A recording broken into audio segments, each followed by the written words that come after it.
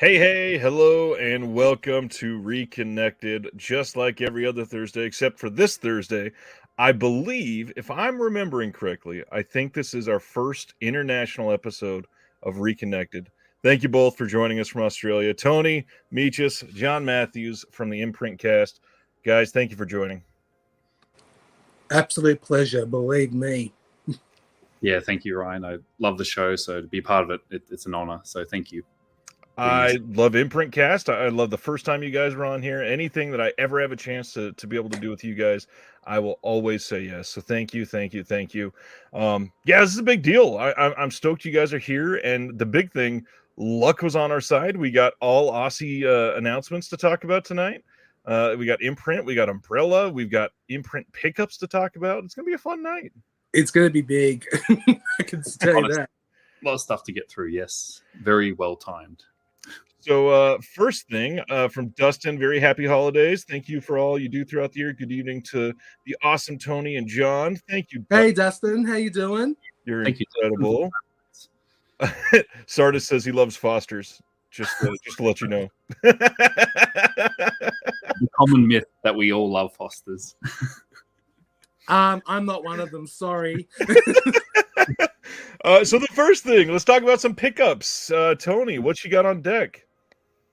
Okay. Well, let's start local pickups first. Well, I finally got this the Viavision Gate. Need to get that. It's the only one. That's the only thing I wanted from that bundle anyway. So that's the one I got here.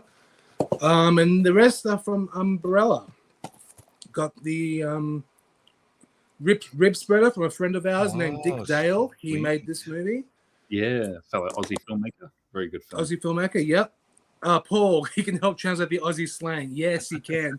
Paul, everybody, as you know, he's a member of the Imprint cast family. He's with us on regular episodes, and we love him to death.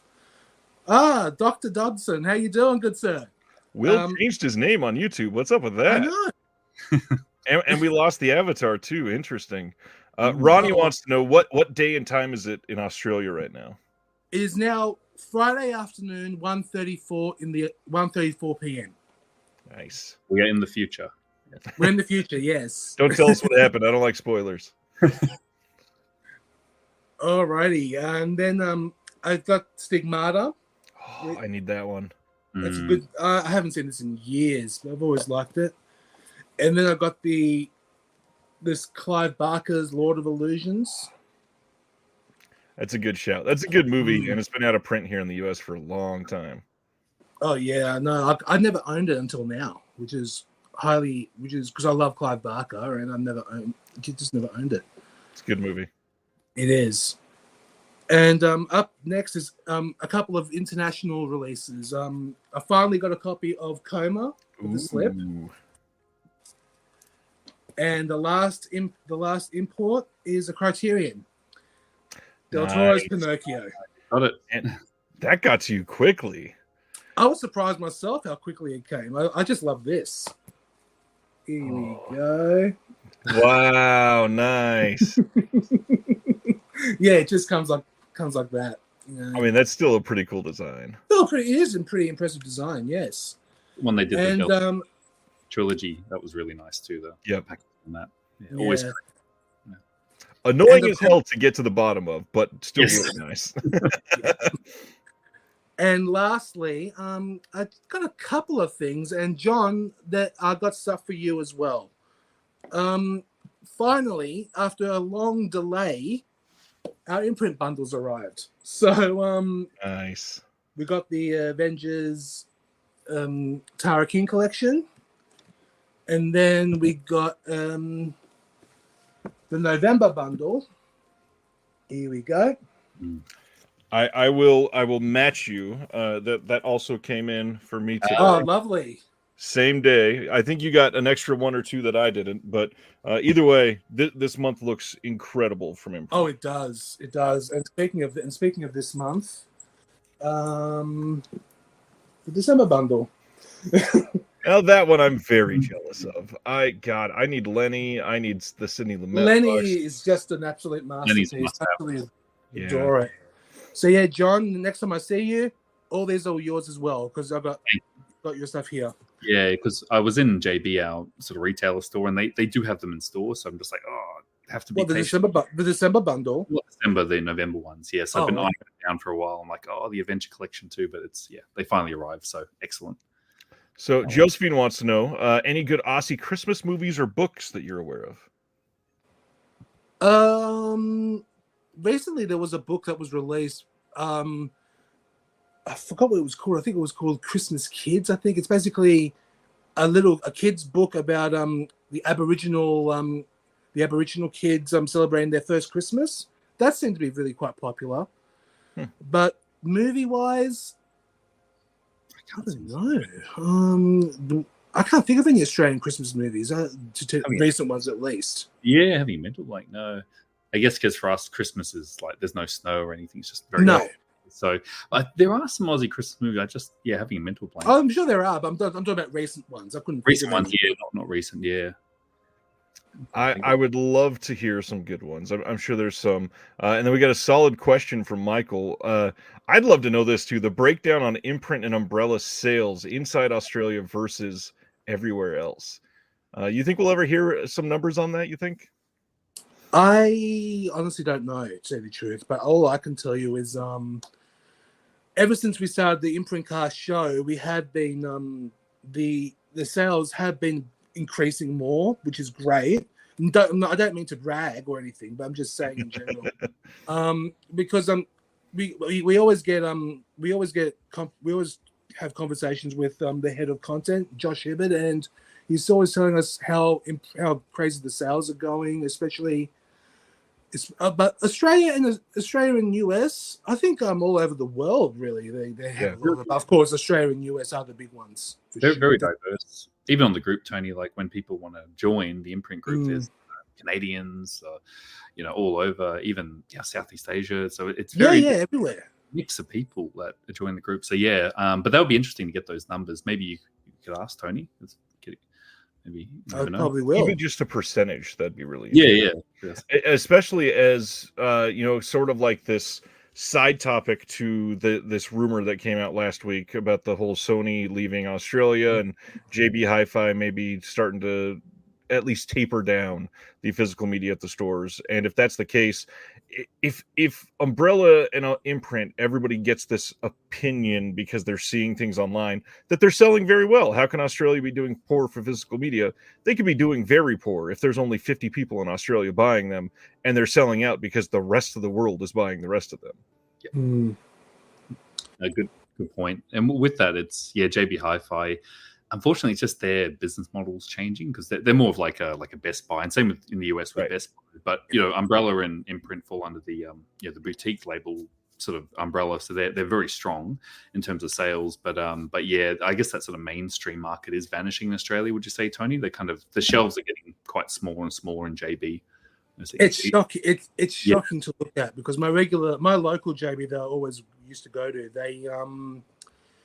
they made that shocking announcement that they're discontinuing physical media, and one day I went in and all the shelves were just empty, and it broke my heart literally because they had a great selection, but it was just.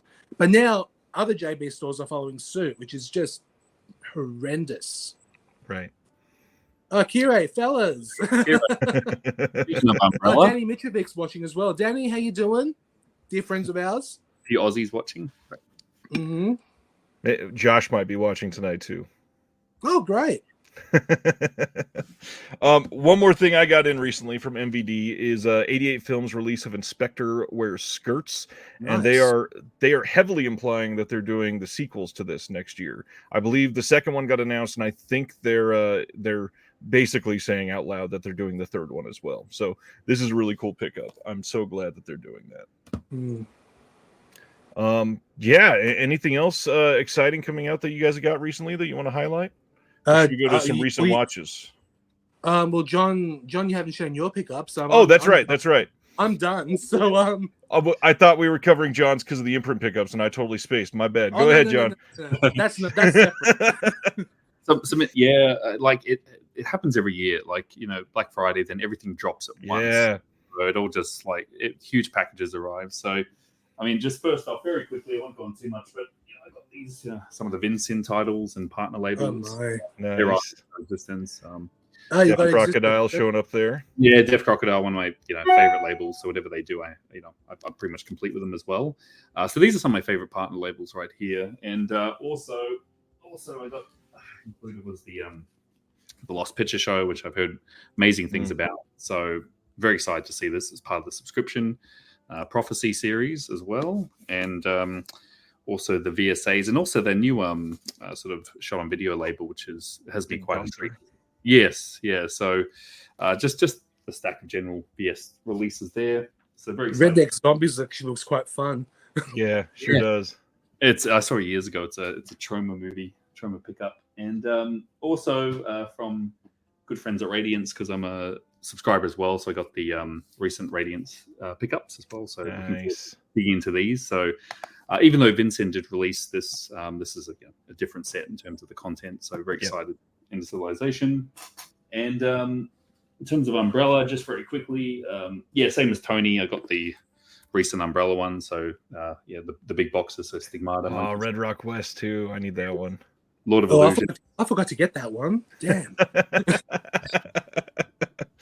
So you can still grab it, Tony. It's still out there. I'm sure it is. Great film. So I was happy it got the Umbrella treatment. I almost imported the UK release, but I just waited, and thankfully Umbrella came to rescue. So the Umbrella ones, and I think that's almost it. And just a few more.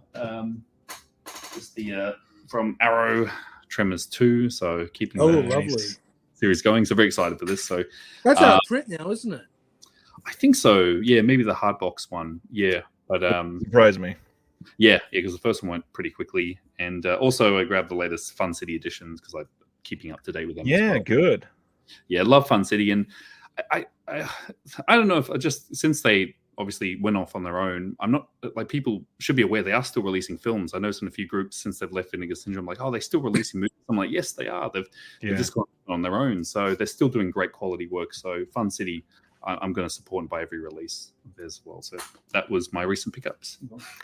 They do some good stuff, and I don't know if it's just marketing or what, but it feels like people have just kind of abandoned Fun City since they walked away, and they're still doing great stuff. I mean, we got Primetime Panic Volume 2 since they left, TR Baskin, we got that double feature of The Bitch and two French films. Yeah, great. And then the Dudley, it's a long name. Yeah, Dudley, I just got that from Dead End DVD down here. But it feels like, it's like people didn't follow them after Vincent, but I'm trying to get the word out. Like, definitely, like, right, they do amazing work. So it's like, come on. Like, I'm really excited for their, Party Girl. That was, everybody followed for Party Girl. That was like the one that everybody bought, and then everybody went, okay, now they're done. But they've also announced that they're doing Handgun soon, and that one, I can't wait. The behind the scenes, the stuff that's going to be on that, I'm very excited. Same let's see. We got a good question too from Michael. What is the best Aussie film that people outside Australia don't know? You answer first, Joe. I'll think of this one. Oh yes, good question. I think I may have championed last time I was on here the Chant of Jimmy Blacksmith. You did that one. In the US are not too aware of it, or even outside of Australia. So that's one of my favorite Aussie films that every time I meet someone from overseas, they're not really aware of it. So Chant of Jimmy Blacksmith is one I'd recommend. Tony, are there any come to mind? There's so many, but there's so many. I love Ozploitation, of course, but probably the one I can think of most is Stone. I know it got a 7 release in the US, but there's Stone. Then, of course, The Nightingale, Picnic at Hanging Rock. There's just so many great ones. But there's probably one I can think of. It's popular, but in America, it was called A Cry in the Dark. But in Australia, it's called Evil Angels. And that was a story about Lindy Chamberlain. And that stars Meryl Streep and Sam Neill. And that's another good one. But sorry, Jane. No, I'm just going to say it's funny that A Cry in the Dark, was AKA Evil Angels, is a canon movie. Hard to believe, but it's actually a good one. So that's probably all I can think of at the moment. But I know there's lots. Actually, and of course, Peter Weir's The Last Wave. That's another masterpiece as well. That's a really good one. There's a really good comedy no one has heard of outside Australia. They're a Weird Mob. Yes, Michael Powell. Yeah. Yes, It's Michael Powell film. So when he made Peeping Tom and obviously essentially got kicked out of the UK, he came to Australia to make some movies. And this is like Powell from Powell and Pressburger, and he made a comedy called They're a Weird Mob. And it's about an Italian migrant coming to Australia and trying to just understand people's accents and the Aussie slang. It's a really funny movie, but no one has heard of it. So They're a Weird Mob. That's a beautiful film. Absolutely. Very good one. Interesting. Sardis wants to know, are there any big Aboriginal filmmakers?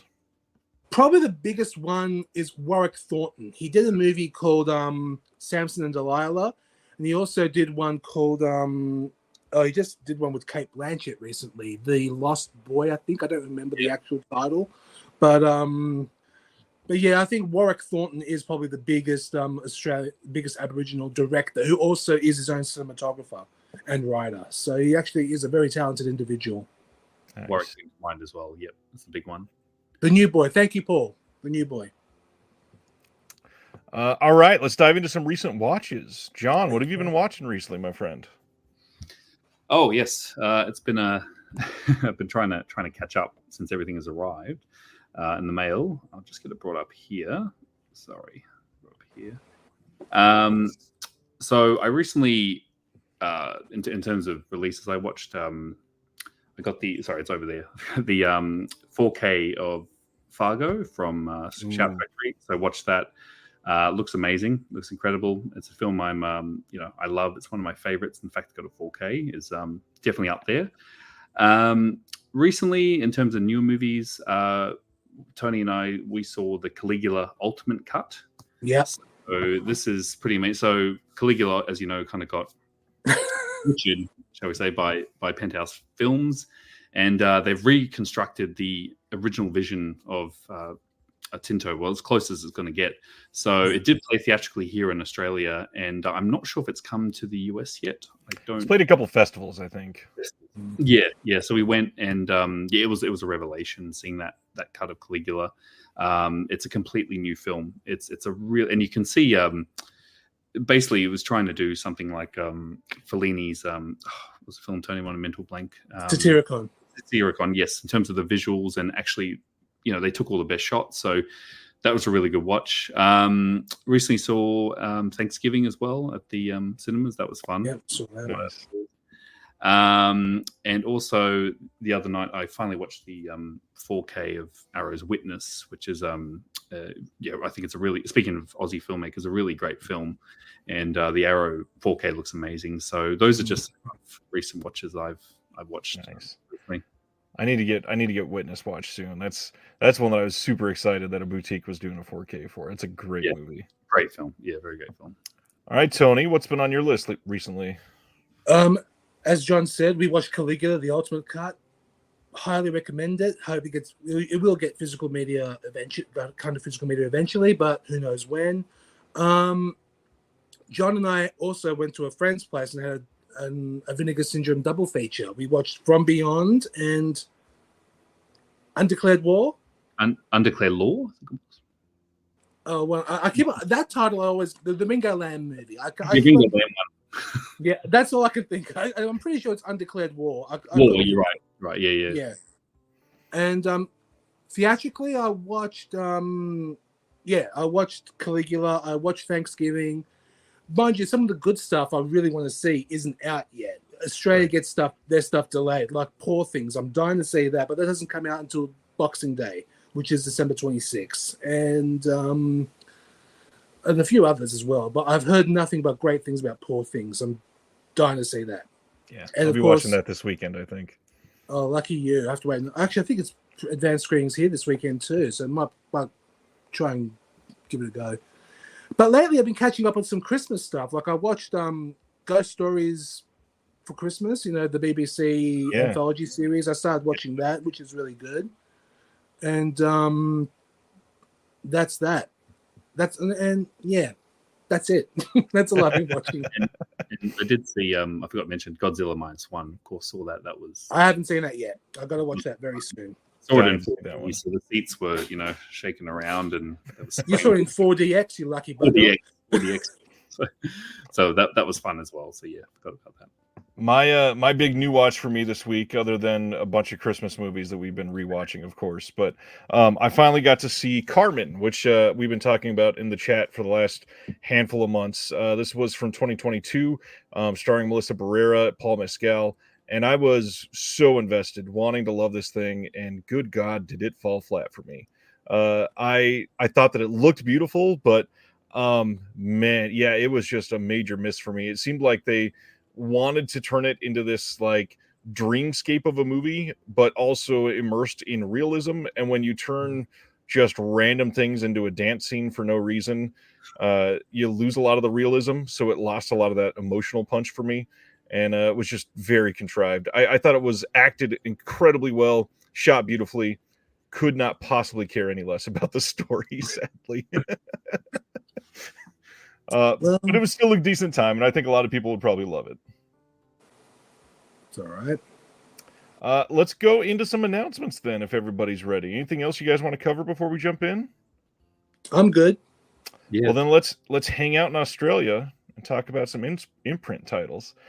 First up is Green Ice. All these are coming on March 27th, and this is, again, continuing this pattern for Imprint, a big worldwide first on Blu-ray month for them, including this one, Green Ice from 1981. The search for valuable emeralds is on in this action-packed 80s adventure starring Ryan O'Neal, Ann Archer, and Omar Sharif. And this is directed by Ernest Day, who did A Passage to India. We get a new audio commentary by David J. Moore, a new interview with the stunt coordinator, Vic Armstrong, and just, again, adding to their out of nowhere wild slate that they always have. Oh, I know. I don't know how they do it. Even though we promote the company, I don't know how the hell they do it. They have some great obscure titles and want to show it to the world. It's fantastic. Like with this one, I've never seen. I'm actually tell you, I've never even heard of Green Ice until Ryan O'Neal's passing, and then they mentioned this film.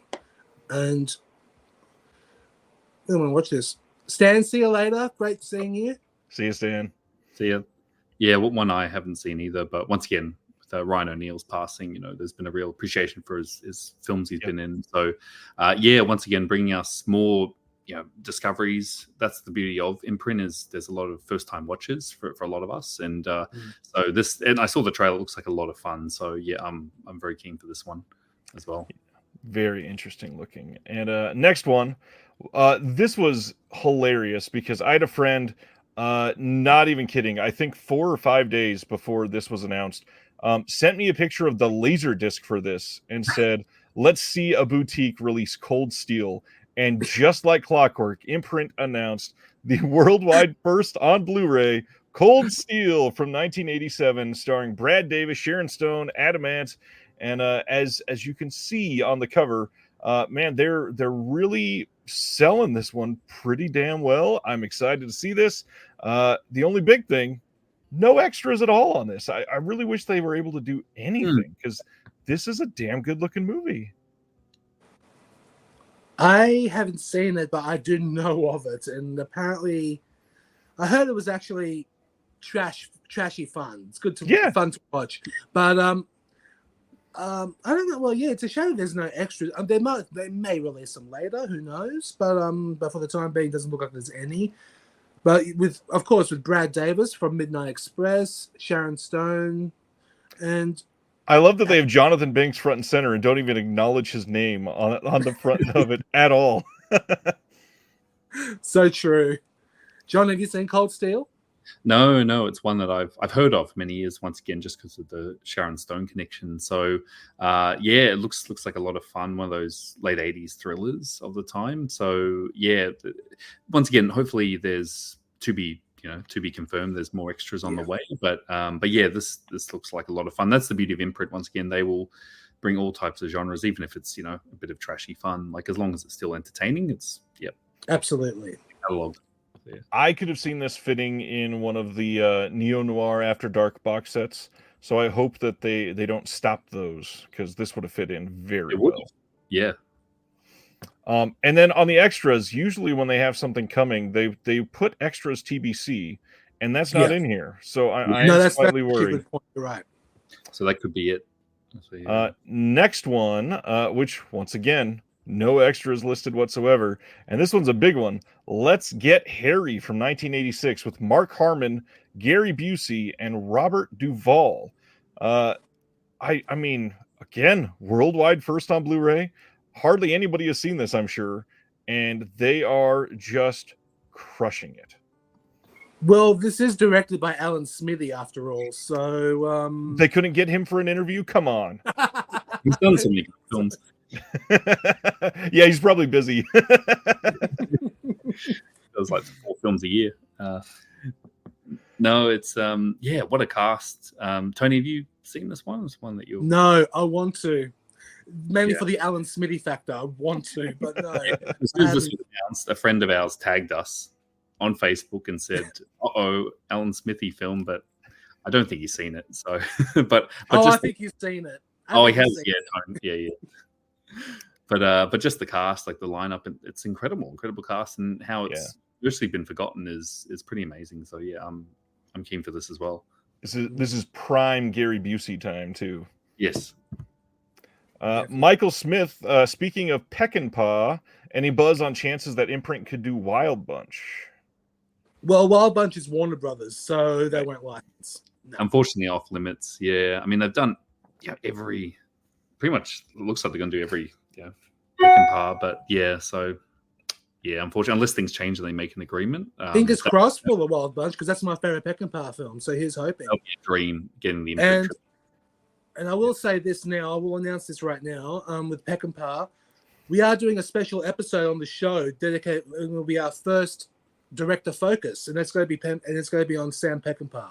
So we're going to be doing that very soon. Hopefully mid-Jan, maybe a bit later. I don't know, but should be then. But we'll keep you posted with more details as the time for that one. So yeah, sounds pretty fun. Next on is a big one for a lot of people. Batteries Not Included from 1987. This has had a blue in the States before, at least, just from the studio, but this is going to have some new stuff. We got some new interviews with Matthew Robbins, who's the director, new interview with Mick Garris. That's pretty cool. And then a new documentary featurette about the sci-fi scores of James Horner, which, of all the things on this disc, even with Mick Garris, I think that new documentary featurette is the most fascinating to me. Definitely, especially James Horner's score on Aliens. I'm looking forward to hearing about that one.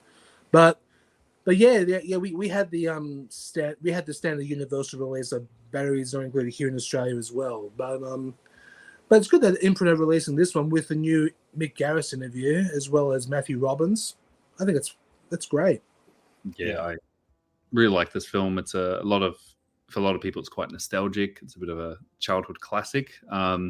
So I'm glad that it is getting the Imprint treatment. I mean, once again, just diverse with the catalog. But yeah, a bunch of extras. You're right, Tony. We did get a local blue, but I think it was pretty much bare bones. There was nothing. Zero.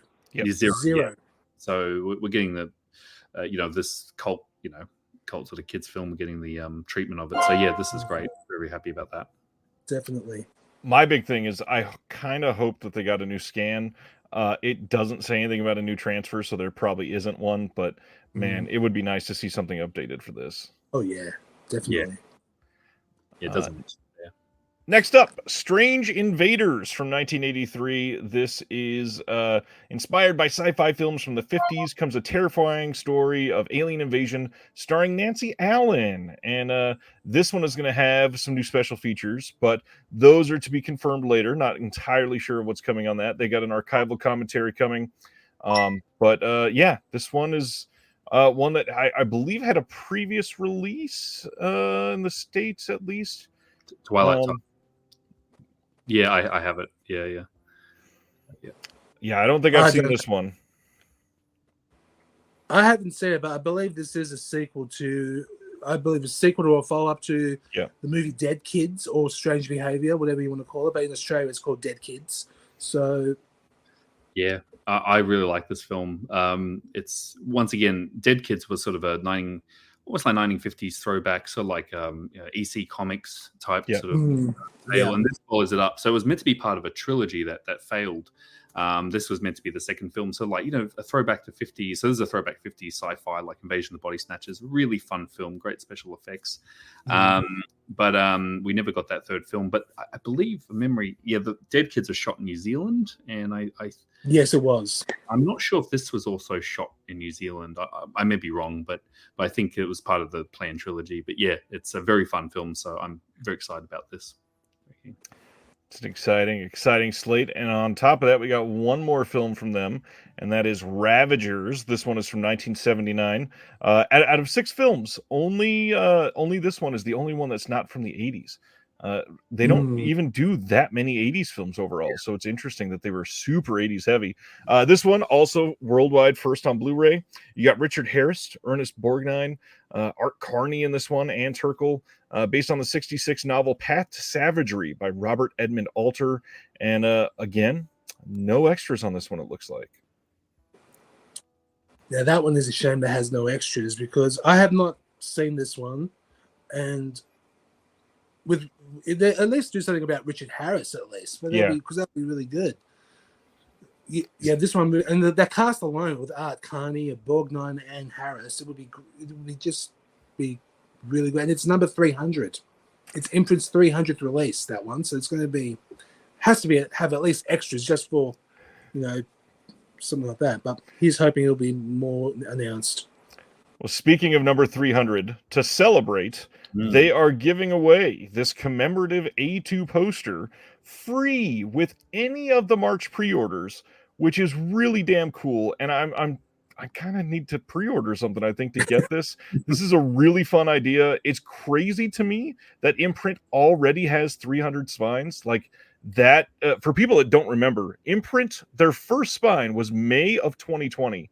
And the fact that they are already at 300, that is a mind-blowing pace to carry out through a pandemic from Australia.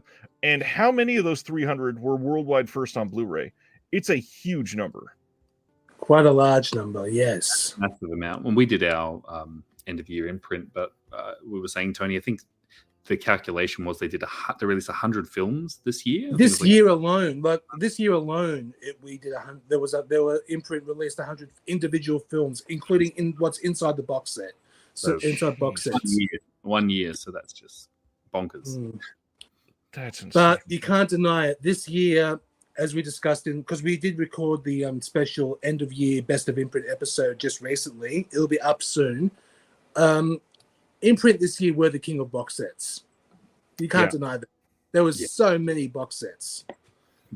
Walter Hill, Adventure Collection, so much good stuff this year. Sidney Lumet, the film focus on Jennifer Connelly, Gene Hackman. There's Jessica Lange. There's so many. Yeah, absolutely. Sidney J. Fury, of course. Yeah, how did I not say that one first? The Adventure Collection that just came out. And the hard thing is, this year has been so intense for all physical media. You can make that argument, but also there's about 9 other box sets that I could say are just as good, if not better, from other labels. But none of them are coming at the pace that Imprint is doing them. It's craziness. And they keep the quality too. That's the thing. Extras, content. Always. It's intense. This is a nice, solid month from Imprint. Really fun way to celebrate 300 titles. I'm excited for them. I wish them all the best. It is a pretty big deal to last when you start your company during a pandemic, but to see it thrive in the first 3 years, this is a massive accomplishment. Oh, yeah. Yeah, huge. Chris Yenko says Ravagers was hard to find when I saw it in 2016. Glad to see a proper edition coming. It's pretty gnarly. Awesome. Oh, that's good. The gnarlier, the better. Can't wait. Eager to see it. Chris is always watching some great stuff.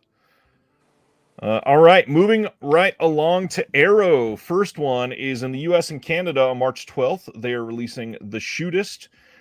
This is a movie that stars John Wayne. So, got to be honest, not really high on my list of pre-orders, but for those that love it, we got a new audio commentary on here from a friend of both of our shows, Howard S. Berger. We got a new visual essay by David Cairns, new interview with Western author C. Courtney Joyner, new appreciation of Elmer Bernstein's score by Neil Brand. There is a new visual essay by Scout Tafoya on John Wayne, which, I mean, overall, the extras on this sound so much more appealing to me than anything starring John Wayne. It makes me sad that I kind of want this. How do you guys feel about John Wayne? Well, my father was a huge John Wayne fan, and I grew up watching John Wayne. But, yeah, take it or leave it. Yeah, same, yeah. I think that's same me. He's always been like a dad figure, like your dad's sort of favorite movies. So I'm beginning to appreciate John Wayne a little bit more. But yeah, I'm still a bit iffy. But obviously all the classics. But so a bit give or take as well for me too. Yeah, and especially watching John. Imagine, I'm from a Greek background, and watching John Wayne with my father, who doesn't speak a word of English, and I have to translate the whole movie in Greek. Not easy, not fun. Well, at least he speaks slowly. Yeah, that's actually true. That's good. You can't deny all the John Ford classics, amazing, but yeah, some of John Wayne's solo other stuff. It's in the chat, David Holland says it's a solid movie, not as good as El Dorado or Rio Bravo. Not much is, but better than True Grit. Definitely sold for a Howard S. Berger special feature, says Paul Berryman. Howard S. Berger always sold his commentaries and video essays are great. I always go straight. And he's a good friend of ours as well. So definitely. For anybody that has never watched any of Howard's visual essays, you read something on the back of some of these, and it's appreciation of X by Howard S. Berger, and you go, oh, that sounds cool. But then you pop it in, and it's 47 minutes long, and the dude never breathes. And you watch this entire thing, and you've learned more than you've learned about some actor, maybe ever in your life. And you go, Howard, like, what are you doing? This is incredible, but this deserves like a wide release, not a special feature 47-minute extra. What? Come on. There are only two people I know who I've heard on commentaries that don't breathe. Howard and Lee Gambon. Those two, they don't breathe during their conversations or doing their commentaries. I don't know how the hell they do it, but yeah, I find that a lot. Who knows to them? Watch this quick video introduction, and then you pretty much spent an hour. It's like, what happened? So yeah, always incredible wealth of knowledge, both of them. When I was waiting on a title coming, it might have been the Sidney J. Fury box, I don't remember, but something was coming to me, and Howard was like, do you want to get a head start and watch this essay before we talk? It was one of the times he was on the channel. I was like, yeah, sure, I'll give it a watch. He's like, all right, it's a bit long. Here you go. I'll send it. And it comes over, and it's 72 minutes. And I'm like, Howard, this is a film. This is not a visual essay. 72 minutes. Okay. Oh, Howard's amazing. Oh, he is. Next up, they are releasing the film Dark Water from 2002 on 4K. This is coming on March 18th in the UK, March 19th in the US and Canada. And this was released previously by Arrow, so it's all the same features, just a 4K upgrade to the disc. However, if you want a fancy new slipcover, they are doing one of their site exclusives with the original art, which looks pretty decent. Not terrible. Not one I feel like I'd have to shell out for, because I quite like their new art they did for this. Yeah, decent looking release. It is. No doubt, John, you're getting the original? Yeah, I usually go for the original, but I actually like this new artwork, and I also have the Blu-ray as well. So the original art might mix it up a bit, the slipcover, but it's it's a really good J horror. It's one of the first J horrors I saw many years ago, and really got me into the genre. Really eerie film. Can't recommend it highly enough. But I'm just trying to decide which slipcover to get. They always get me Arrow, so yeah. But it looks like a solid release. Yeah. This is a good movie. If you've never seen it, definitely recommend checking this out. Yep. And then finally, from Arrow, they are doing Fulci's City of the Living Dead, which this is a great film, obviously. This is coming in the UK on March 25th. We've got the wonderful Cauldron release of this in the States. and they did use the Cauldron scan and restoration on this. I believe they did their own a couple touch-ups on a couple of the scenes so that they could say they did a restoration in-house, but it is the same scan that Cauldron used. This is getting some, I believe, at least one new thing, or am I forgetting? It's been a week since I looked at this. Okay, so I think nothing is new on this. This was all on their previous release. They did that mega Blu-ray set only a couple of years ago, that big set, right, which that's what I've got. Yeah, so I think it's just the scan, if I'm not mistaken, the new 4K. Yeah. Yep. And yeah, this is the only thing I was going to say. Dustin's pointing out the jungle set City of the Living Dead. Yeah, this is kind of odd art for this film, because this film does not take place in a mossy, green backdrop ever. The Adventure Collection 3 or something.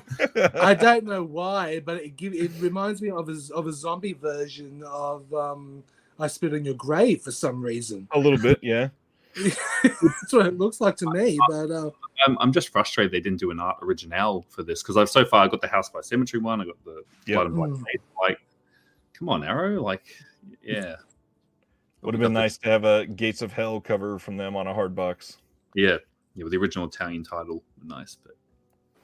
But love this film. If you've never seen it and you don't have the Cauldron, this is a great pickup for sure.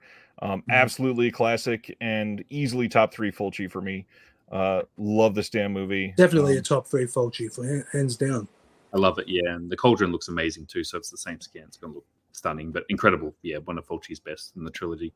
Well, what a fun offshoot. Let's dive into that real quick. Tony, what's your top 3 Fulci then? I gotta say, number 1 is Don't Torture a Duckling. Number 2 is The Beyond, and number 3, City of the Living Dead. Interesting. Go ahead, John. Don't Torture a Duckling is just beautiful. Love that one. We'll talk about that one in just a second, I promise. I actually like later Fulci stuff as well. But in terms of, the classics, The Beyond's my number 1. That's my absolute favorite. And then I would have to say I do like his early Giallo stuff as well. Don't Torture a Duckling would be number 2 for me. And then the third one's a toss-up between House by Cemetery or City of the Living Dead. But I'll say City of the Living Dead because we're on the topic. But so like, even his later stuff, it's flawed, but I still enjoy it, like Murder Rock. Whatnot, it's still fun, and even Cat in the Brain, like his 8.5, you know. So so many, but those ones come to mind as well. For me, I think number 3 would be Zombie, and that one is probably just nostalgia, because I mean, when you're a kid and you see a zombie fighting a shark, it's like your dreams were put on screen, and I will never have that moment again. Number 2 is City of the Living Dead, and then number 1, I've never heard anyone else praise Don't Torture a Duckling the way I do. Thank goodness you're both here. I love that goddamn movie. Yeah. I mean, what is so good about that movie for you guys? I think because one thing I love when I watch movies, I love watching films that have a dark subject matter. And of course, with the subject matter of the church and everything, and you know, with the controversy with church and kids, you know, I'm not going to go any further than that. It does bring in it does bring quite a bit of a really disturbing topic, but I just love watching films that have a dark tone. I just like, and of course that shows the dark side of humanity. Always loved them. That's one of my reasons anyway. John, what's yours? Yeah, same. Just being critical in the church, and for the time, you know, obviously being in Italy at that time, but also, it's just a great mystery. Like, it's a great giallo, just a great murder mystery. And once again, it showed that Fulci could do giallos, all types of genres. But I think it's, in terms of I consider it giallo, but I consider it one of the best of the era. So that's why I would definitely pick it as well. It's just really suspenseful film. Yeah, that's my big thing. Is it looks beautiful, and it's like nothing else he's done. If you watch that and compare it to the rest of his movies, you would almost think that Don't Torture was done by somebody else entirely. Yeah, true. Love it. All right, carrying on from Fulci. Up next, we've got a big deal. Vinegar Syndrome has yet another new sub-label, and I think this makes number 411. They are launching a new line, and I've not heard anybody else say this out loud. I'm personally looking at this and just saying cinematography to myself. I know that's not correct. It just makes sense logically. So they are taking its name from the Lumiere brothers' invention of the same name. Cinematograph or something like that is a new sublabel from Vinegar Syndrome that seeks to fill gaps in the canon of American cinema, which makes it really interesting to me that they took a French name if the line is all about American cinema. Offering a mix of auteur-driven studio films produced during the new Hollywood era of the late 60s and 70s, all the way through the indie boom of the 80s and 90s. This new label will explore the wide breadth of American movie making, spanning numerous genres and scales of production. Curated and produced by Justin LaLiberty, each limited edition release will be housed in a specially designed cloth-bound media book with embossed foil titles and custom molded disc trays, accompanied by a slipcase featuring newly commissioned art and an individually numbered J-card. A few other things that he's said on social media to give us some details. So thanks for that, Ronnie. Cinematograph. That's still a funky word. First off, some other details. He said pricing will be in line with about the Vinegar Syndrome, like not the baseline, but like slightly premium, like $40-ish probably. And it looks like these, again, will only be American titles. Mm-hmm. He said nothing in the 2000s is planned for the line yet. And then on top of that, they're highly, highly hinting that the first title is going to be Little Darlings. I don't know that for sure, but all of the clues seem to be pointing towards Little Darlings, and everybody is thinking that primarily because it's Justin LaLiberty as well. Mm-hmm. So how do we feel about this, gentlemen? John, you're the Vinegar Syndrome person. What do you think? Yeah, look, I'm excited by it, but also, another sub-label. I'm a subscriber, so obviously you do get the discount, so it does help, if you do subscribe, so that does, impact the price. Yeah, I'm excited because they tried this years ago. Like, I've been a long-time Vinegar Syndrome fan, since their inception, and they had a label called Etiquette Pictures. Yeah, Etiquette Pictures, that was it. And they had stuff like Some Call Loving, American Dreamer, Catch My Soul, really good sort of indie American films, and it was a great line. But obviously Vinegar Syndrome wasn't as well known back then. They weren't the label they are today, so it kind of died off, that label, and they're actually pretty rare, those titles. They go for a lot of money. So if they're resurrecting that and bringing that, because like I said, their restorations are top notch, so if they can do Criterion level films with their type of restorations, this is a match made in heaven. So I'm quite excited for it. Definitely intrigued to see what happens there. Yeah, I'm intrigued. It does sound a bit pretentious, but honestly, that's okay. Art house films have a place to be as well. I mean, this just sounds interesting, and I love a lot of films from the time frame that they're talking about, from the genres that they're talking about. I agree. It does sound expensive. It does.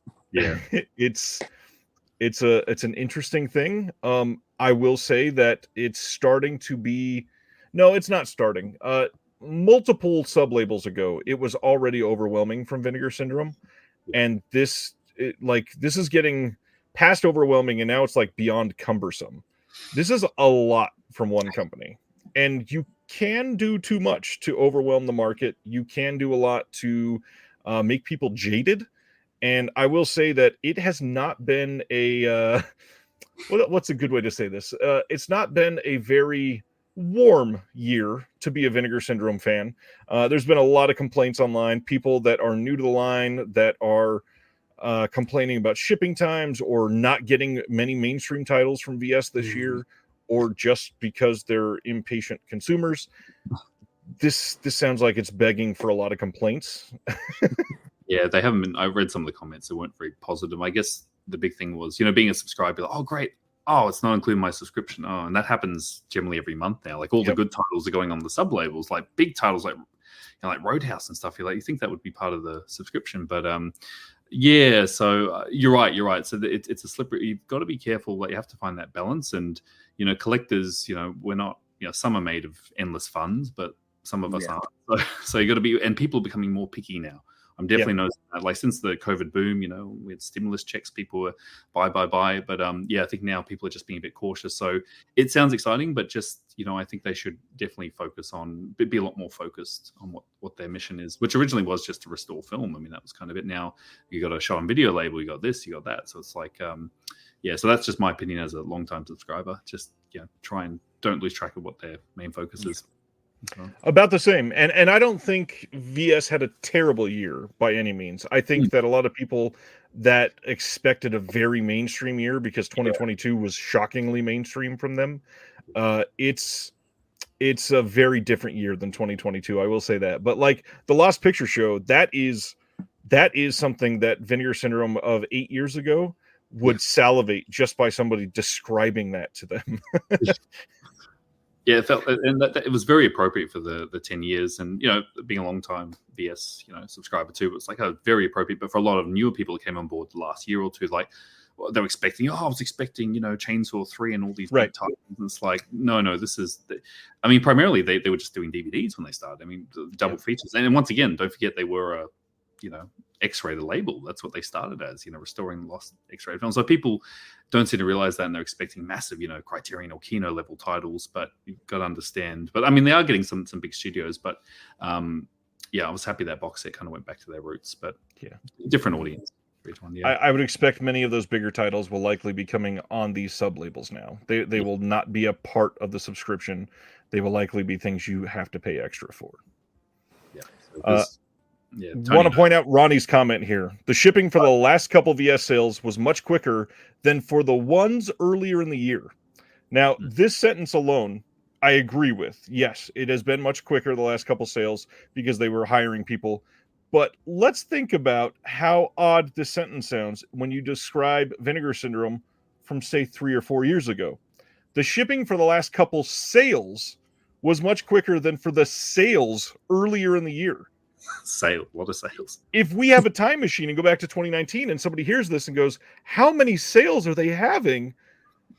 That is another overwhelming thing. And they are training the market to only buy things when they're on sale. And for some of these partner labels, for some of these labels that are not associated with OCN, that are not big in any way like this, they can't survive if they're forced to have sales all the time. So it's a very different market. And Vinegar Syndrome is kind of like driving the car and choosing which lane to go down, and they're going to make some people not be able to go on the ride with them. Yeah, I remember the sale, and the sale, it was an event. It was once a year. Yeah, we'd have the halfway little mini sale, but then the big one, like Friday, and we're talking event levels, like stuff would sell out, like Action USA would sell out, like massive print run, 5,000 with it. And now, I feel like people are just like, I'm seeing in the comments, oh, wait for that on sale, and it's, and yes, there is some sort of FOMO, but not the FOMO it used to be, like it was going to sell out, during the, later in the year. But it's a bit of a, I agree. And especially, I think when Jeff Crocodile came on your show, not say anything, but they mentioned like some of those sales they weren't really aware of. Like I think one of the titles was like below cost or something. Like that's it's a bit of a for the partners. Like so I don't want to say anything, get anyone in trouble. But I'm just saying the partners should be aware as well about those sales too in events. Mr. Sibner is asking, do we think that now that there are far more sub-labels that they will maybe start including some of the earlier sub-labels in the subscription to justify the cost? Absolutely not. There is a 0% chance. That is their incentive right now, is to not include things because people are subscribing to get discounts to buy more stuff. If they're just making more money, why would they stop that train? Yeah. Well, because I know, Tony, you're a big fan of the what's the 4K one? VSLs? VSUs. VSUs, sorry. Yep. Mental blank. Because Tony, you've got the Showgirls one and got Showgirls, got Roadhouse, and I just got Bloodsucking Freaks and Mark of the Devil. Yeah, but it's funny because every time Tony's like, "That's in your subscription," I'm like, "No, it's not. We'll have to. I can get you one, but I have to buy one as well." So it's like we'll order 2 copies and we'll split. But it just, And Tony's like, "That seems a bit odd, being a subscriber." I'm like, it's just how it works. So, but question from the chat: is it true that VS aren't embossing their slips anymore? I don't know that it's they're never doing it because like Existenz is textured at least. So they're doing it on some, just not on all of them for sure. Yeah, some partner ones don't have embossing as well. I noticed. Yeah, Right. Well, you got your ones, John. Are they are some of them embossed? Yeah, Fatal Games is embossed, just the title. So now, yeah, but that's a really good point. And also, I noticed sorry, be a nerd, but the textures definitely changed. They used to have the old covers are very sort of unique paper, and these ones are much more smoother. So yeah, it's just we notice these things, we definitely do. But yeah, I'm just looking now. Some of them are, some of them aren't. And then Sibner saying, I say they should just bring Subscriber Week back to Black Friday and extend the Black Friday sale to a week. And I got to be honest, now that it's in January, they're not going to do that because now they're getting twice the press because they have it happening in November, and then they have it for a full week in January, and that's twice the time. Not to mention people are spending Christmas money on a subscription now. Why would they potentially have less sales when in November people can buy as much as they want from their sale, knowing, hey, in 6 weeks I can go buy a subscription? And I mean, I think they have 22 titles coming out the first week of January. At least it might even be a couple more than that. Yeah, something like that. And also a sale every day as well. Yep. Yep. A sale every day. Wow. Yeah, every day. Yeah, this is a lot. But enough about Vinegar Syndrome. We had this long conversation, and they didn't even announce a title. This is how good they are at marketing. We just talked about Vinegar Syndrome for like 20 minutes, and we're not even discussing a specific title. What is up with this? Let's see. Paul says, I'm fairly new to VS and hearing about these subscriptions, but then so much not included. It doesn't worth it. It doesn't seem worth it, I'm sure is what you meant. The funny thing is, it kind of still is. Depending on how much you buy from the partner labels, depending on how much you buy from the other lines, you're getting at least like an $8 discount on every single one of those extra titles you buy. And then on top of that, if you buy enough, that covers your full subscription, which for some people, I mean, there's some people that buy literally every title that gets announced every month. Don't know how people do it. That's insanity. But some people do. And then on top of that, you're basically getting all of the Vinegar Syndrome titles for free, just for funsies. John, you're one of them. Yeah, I am. No, and look, the value is honestly, the 50% code, because I support a lot of partner labels, like some of my favorites, Death Crocodile, Carney, like these are labels I really love, and so to get 50% off, that's great. But that's, to be honest, really it. That's the main benefit for me. The films themselves this year have been, but the discounts are really good. The subscriber discounts. Yeah, I feel like this year has had a lot of high highs and a lot of low lows from VS. Yes, yeah, it's one extreme to the other. All right, enough about Vinegar Syndrome for at least 5 minutes. Next up, let's discuss MGM releasing Red Planet Mars from 1952. This is coming as a mod Blu-ray on January 16th, and I've never seen this one. This is a Peter Graves film, though, and more 50s sci-fi coming is going to make a lot of people happy, I'm sure. I'm one of them. Love 50s sci-fi, but mod? Oh, don't know. Not a fan of mod, to tell you the truth, but well, whatever works. It is pretty ugly. I love how Paul Berryman's pointing out the Blu-ray edition across the top of this. yeah, not a good sign.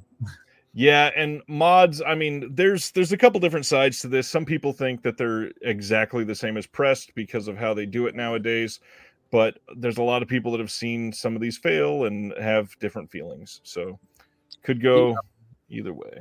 I'm keen, because I love good old 50s sci-fi. But yeah, once again, that's why the great thing about Warner Archive, they press their discs, which is great, but I wish MGM did that too. But yeah, I'd pick it up on a sale maybe. Yeah. Well, you guys are so lucky because not only do you get Imprint and Umbrella, you also get Criterion.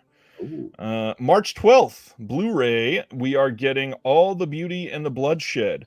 Fearless documentary filmmaker Laura Poitras's career-long pursuit of truth and justice finds powerful expression in an epic story of art, activism, and survival. Made in collaboration with renowned artist Nan Goldin, All the Beauty and the Bloodshed entwines the mission of PAIN, an advocacy group she founded to raise awareness about the billionaire Sackler family's integral role in the ongoing crisis of opioid overdoses, with an intimate journey through Goldin's life from her rebellious adolescence and immersion in New York City's thriving underground arts scene to her personal experiences of addiction and the AIDS epidemic. Through it all, her indelible photographs and candid reflections on memory and trauma reveal her unyielding solidarity with marginalized communities that refuse to remain silent. We got a new interview with the director. We've got 2 conversations from the 2022 New York Film Festival. And we've got a trailer and an essay by author and activist Sarah Schulman. Looks like a good release. I've heard incredible things about this documentary. Dying to see this. It's good. It's a really good documentary. It came out theatrically here in Australia, and I didn't see it theatrically. I saw it when it was available on streaming. It hasn't been available on disc here yet, but now with the Criterion coming out, looking forward to it. It's a really good doco. I highly recommend it. Yeah, I didn't get around to seeing it, but I'm very keen to check it out. And once again, if Criterion thinks it's that good, it's on Criterion and not Janus Contemporaries. It's must be a good doco. Yeah. So I'm very keen to check this out. Yeah, and once again, I'm a big Criterion fan. I usually try and grab what I can during the sales, but yeah, I'll pick this one up too. Nice. Next up, all that money can buy, but most people know this as The Devil and Daniel Webster. This is coming on Blu-ray on March 12th, and this is from 1941. This has an audio commentary by Bruce Eder and Stephen C. Smith, the biographer of the composer Bernard Herrmann. We got a new restoration demonstration reading by Alec Baldwin of the short story by Stephen Vincent Beignet on the film on which the film is based. Episode of the Criterion Channel series Observations on Film Art about the film's editing. That's really cool that they're including that. Comparison of the differences between the July 1941 preview version of the film and then the 1943 re-release. That's a pretty cool one too, just archiving those differences. And then we got an essay by Tom Piazza and a 1941 article by Beignet. This looks like a great release, and not to mention, this is an incredible piece of cover art. Love the cover.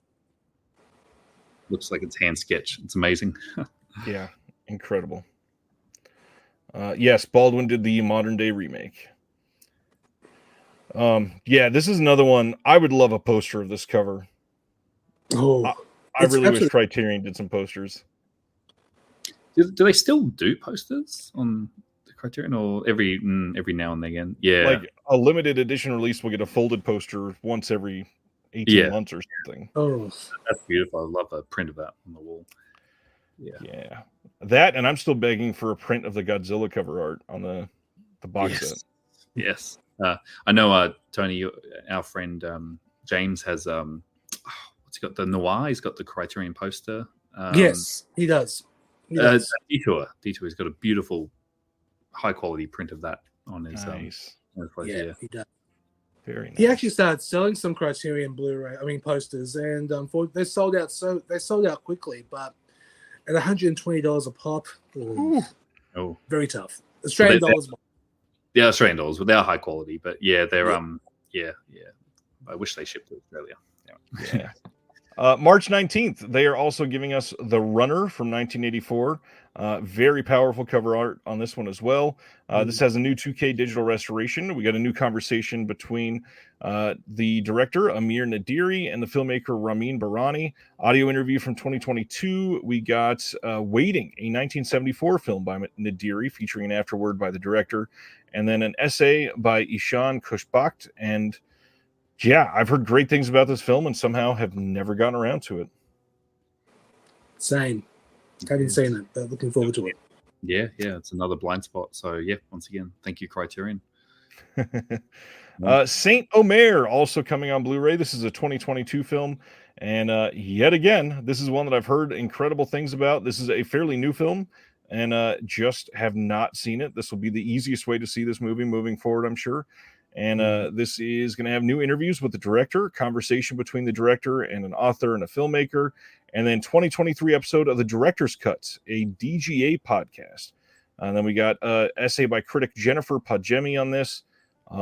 Again, just continuing the great releases that they're putting out. Yeah, same. I've never heard of it or seen it. It would be good to give that a go. Yeah, one that was on my radar. So, yep, keen to check this one out too. Nice. Yeah, cover art on this is simple and just so well done. Good month from them, and that would have been pretty good if that was it. But a lot of people are beyond happy that we are getting To Die For from Gus Van Sant featuring Nicole Kidman. And this one is coming on 4K and Blu-ray on March 26th. This is from 1995. Of course, new 4K digital restoration approved by the director and the DP. We've got a 4K disc and a Blu-ray disc. Both will have the film. We got an audio commentary with Gus Van Sant, Edwards, and the editor Curtis Clayton, some deleted scenes, a trailer, plus an essay by film critic Jessica King. I mean, this is one that people are... This was the loudest celebration for sure. Oh, yeah. I love To Die For. I saw it theatrically when it came out in 96, and I adored it. I just thought it was incredible. But it's good getting a 4K UHD disc, but I don't know. It seems it's lacking a bit of features. It would be a little bit more extras, like a documentary or something. That would have been good, but oh well. Either way, you get a commentary by Van Sant, so that's good. It's good enough for me. That's a big deal. I am glad that it's got that.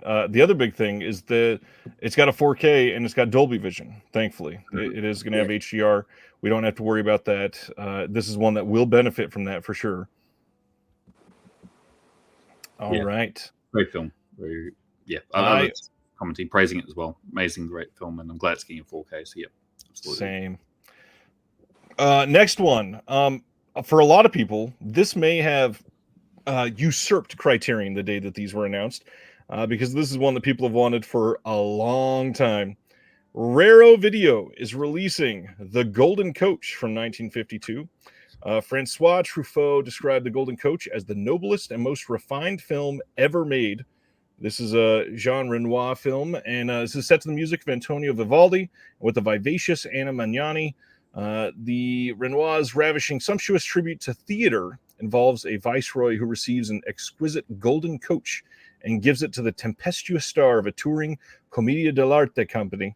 Set in Peru in the 18th century, the Golden Coach follows Camilla, the star of a theater company who hesitates to choose between the advances of three men. The viceroy gives her his magnificent golden coach. A young Spanish officer suggests the two of them settle down together.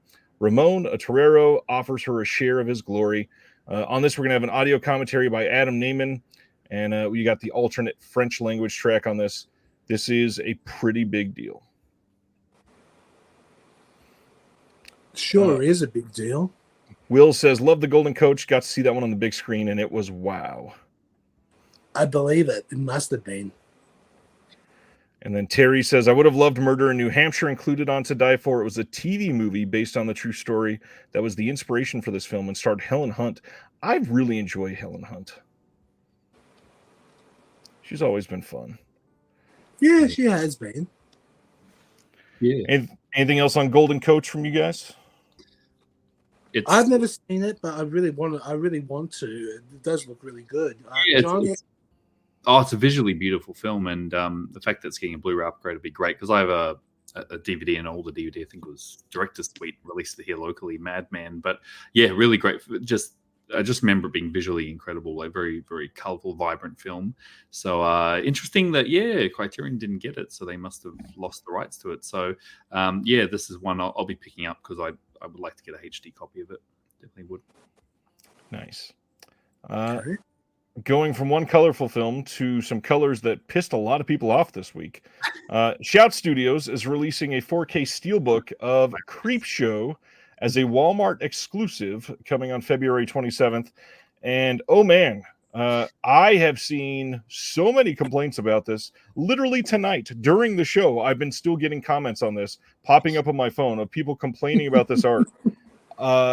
I actually don't hate this. It's very much like the EC Comics style that Creepshow came from. Yeah, it's nothing like the old EC or the old Creepshow poster art or anything like that, but it feels like EC Comics.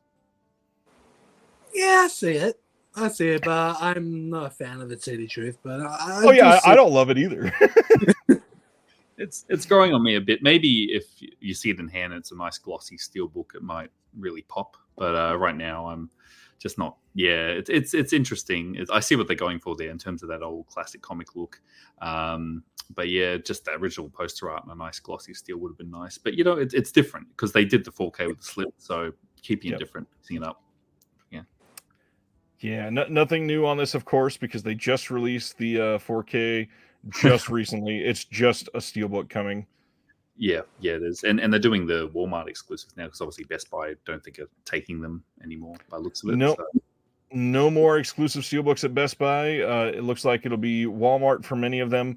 However, one thing that I've heard, and I just wrote about this in this month's zine, from what I'm hearing, is each individual title is being bid on by retailers. So we could see more Amazon exclusives, more Walmart exclusives, or just go the Paramount and have not an exclusive release. Just put it out and you could buy it everywhere. Like that should be the secret to this. Let everyone buy it wherever they so choose. Why is that difficult?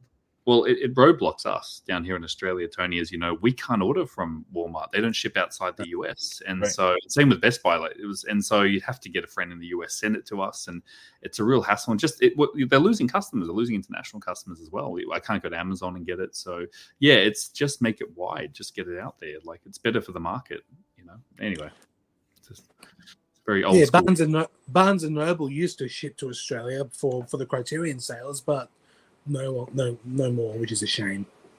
That's ridiculous. Yeah.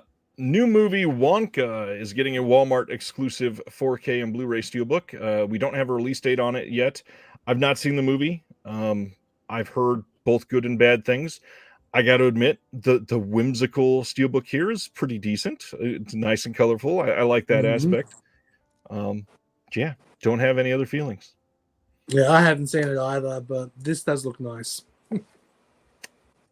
Yeah, I haven't either. Yep. Hopefully it's decent.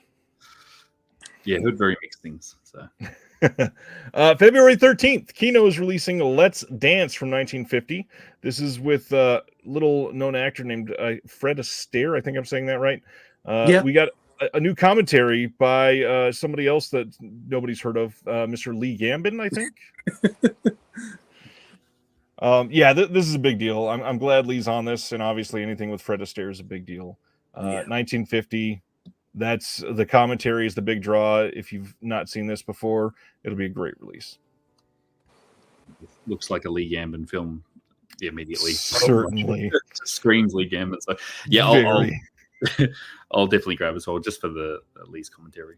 Be worth it. Next up, Kino is releasing Francis from 1982 someday. We don't know when. This is with Jessica Lange, Sam Shepard, Kim Stanley, directed by Graham Clifford.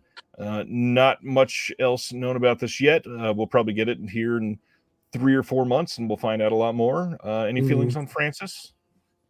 Well, it's out on Imprint already in the Jessica Lange set, but it's my favorite film from that box set. I absolutely adore this interesting. film, but I do wonder what extras will be in there. So they'll be pretty cool. Yeah. Once again, I'm quite happy with the Imprint set, but it'll be interesting to see what Kino does. But yeah, really good film. And same with you, Tony. I think it was the strongest film in that set as well. Yeah. Nice. Yeah, Imprint and Kino, they seem to be working from the same pool for the most part. A lot of those Imprint titles are coming to Kino eventually. They are, yeah. And then they'll be on sale for $9 in a couple months after that. Next one from Kino, we don't know when, but they are releasing Changing Lanes from 2002, starring Samuel L. Jackson and Ben Affleck on 4K. What a random pick for a 4K title from Kino Lorber. I remember seeing this and thinking it was fine. I don't remember hardly anything else about it other than, hey, it was a movie. Yeah, I saw it once, never again. I didn't hate it, but I just thought, it was all right, and that was it. Done. Yeah, I saw it when it came out. I thought it was, I've seen it once, ho-hum sort of film, just someone having a bad day. Interesting choice. Like, there's a lot of Blu-rays they announced that are pretty amazing, but this gets the 4K. Okay, interesting. But once again, I think I listened to an interview with Frank from Kino, and he said that if they HD, like, it's already done, the master's there, they'll just 4Ks. But interesting choice, very interesting. I agree with David. The poster here definitely makes it look like this movie's called One Wrong Turn Deserves Another. Oh, it does. It certainly does. Next up is the complete series of Gomer Pyle USMC is coming on pressed mod Blu-ray from Paramount on February 13th. This will have audio commentary on I don't know if this was a typo, but I love how they wrote this. Audio commentary on select episode. One episode. And then the pilot from the Andy Griffith Show in HD, vintage sales presentation clip in SD. But again, like, this is a very surprising deep cut to come out on Blu-ray. This would have been far down on my guest list of what was coming out on Blu-ray on TV, but here we are. I'm not sure how well this will sell. Shazam! I have no idea. I don't know. I grew up watching Gomer Pyle, so the mod thing is kind of turning me off a little, but I'll give it a go eventually. But I'll wait till it goes down in price, of course. Yeah, I grew up a lot on Gomer Pyle and Andy Griffith. Jim Neighbors is hilarious and grating all at the same time. Yes, but yeah, this is a very interesting pick to come out on Blu-ray. It is. I think it's good, I guess, for more classic TV on Blu-ray. I guess that's one of the benefits there. Hopefully, if it sells well, they'll do more. But yeah, an interesting choice. There's still a lot of classic television from that time that hasn't got the Blu-ray treatment. So yeah, like same with you, Tony. If it goes on sale, I might pick it up. Yeah. Just keep them coming. That's my big thing. Definitely want to see more of them. Yeah. Don't need to highlight that. February 20th, we finally got some release details on Leviathan. February 20th, 4K and Blu-ray, and it's got some nice alt art. You can get a slipped copy on Blue or on 4K. Same alt on both. This will have a new audio commentary by Steve Mitchell and Nathaniel Thompson. Mm-hmm. And then the Blu-ray disc will have a lot of the archival features that were on here. And Leviathan, how do you guys feel about this and the wide range of 1989 aquatic horror, which 89 and aquatic horror had this, The Abyss. I think there was one or two others. It was a big deal for underwater horror. Deep Star 6 or something. That sounds about right. Yeah, Deep Star 6 was one. Yeah. How do we feel about Leviathan or that year? You go first, John. I love this film. I think it's one of the strongest of the underwater horror films. Just an incredible cast. And I had to have the old Scream Factory Blu-ray of it, and that went out and got quite pricey. So I'll definitely be upgrading to 4K just because it's a lot of fun. It's a really fun movie, and once again with the cast of Weller, everyone in it is great, top of their game. So out of the underwater films, this is one of the stronger ones of the titles. Yeah, certainly, definitely is.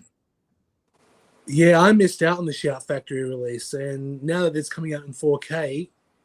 Glad waited, but it's good. I'm really looking forward to this one because I haven't seen it since I think mid-90s, and I remember really enjoying it. So it would be good to watch it again, for nostalgia.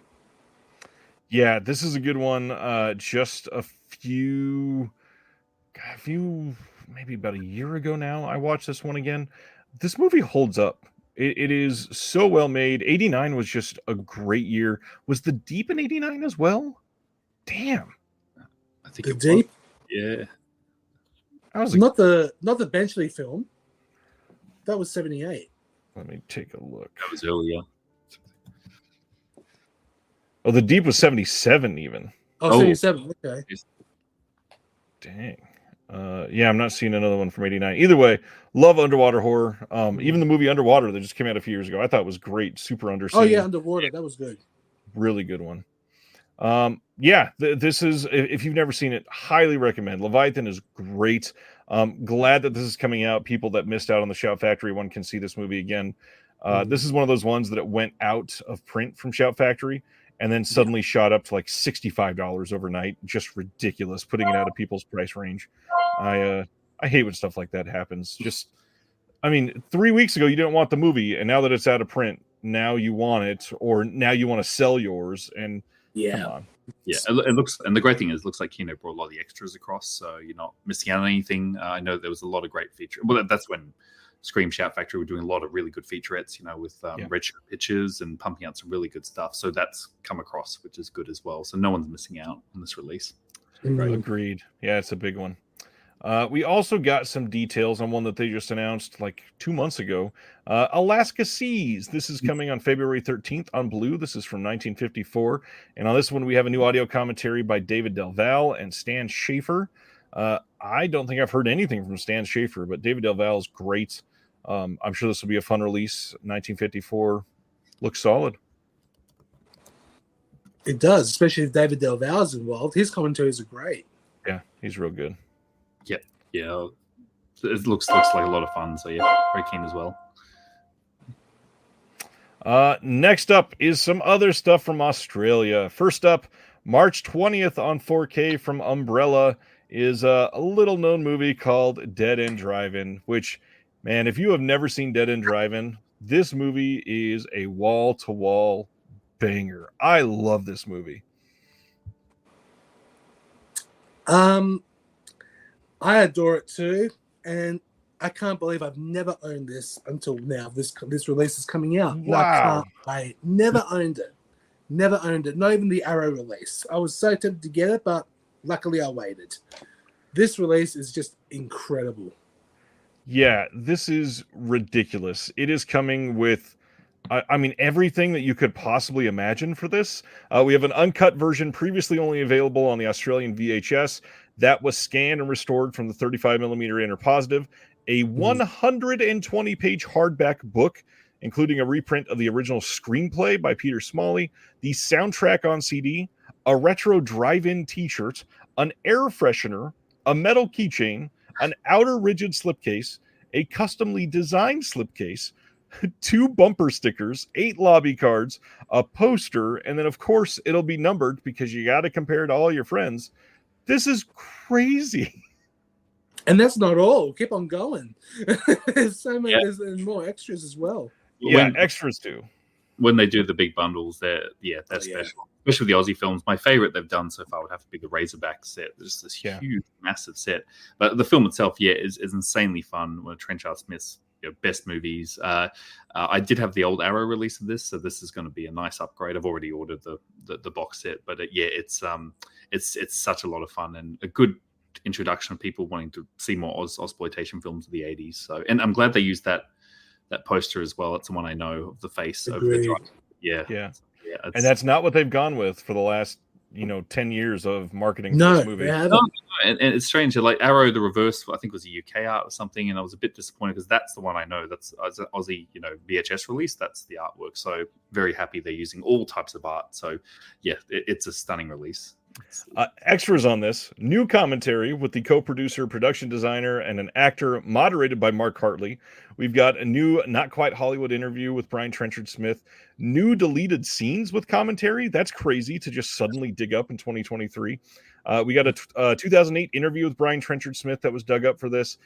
There's a short film called Hospitals Don't Burn Down from 1978. That's really great. And then a new stills and poster gallery.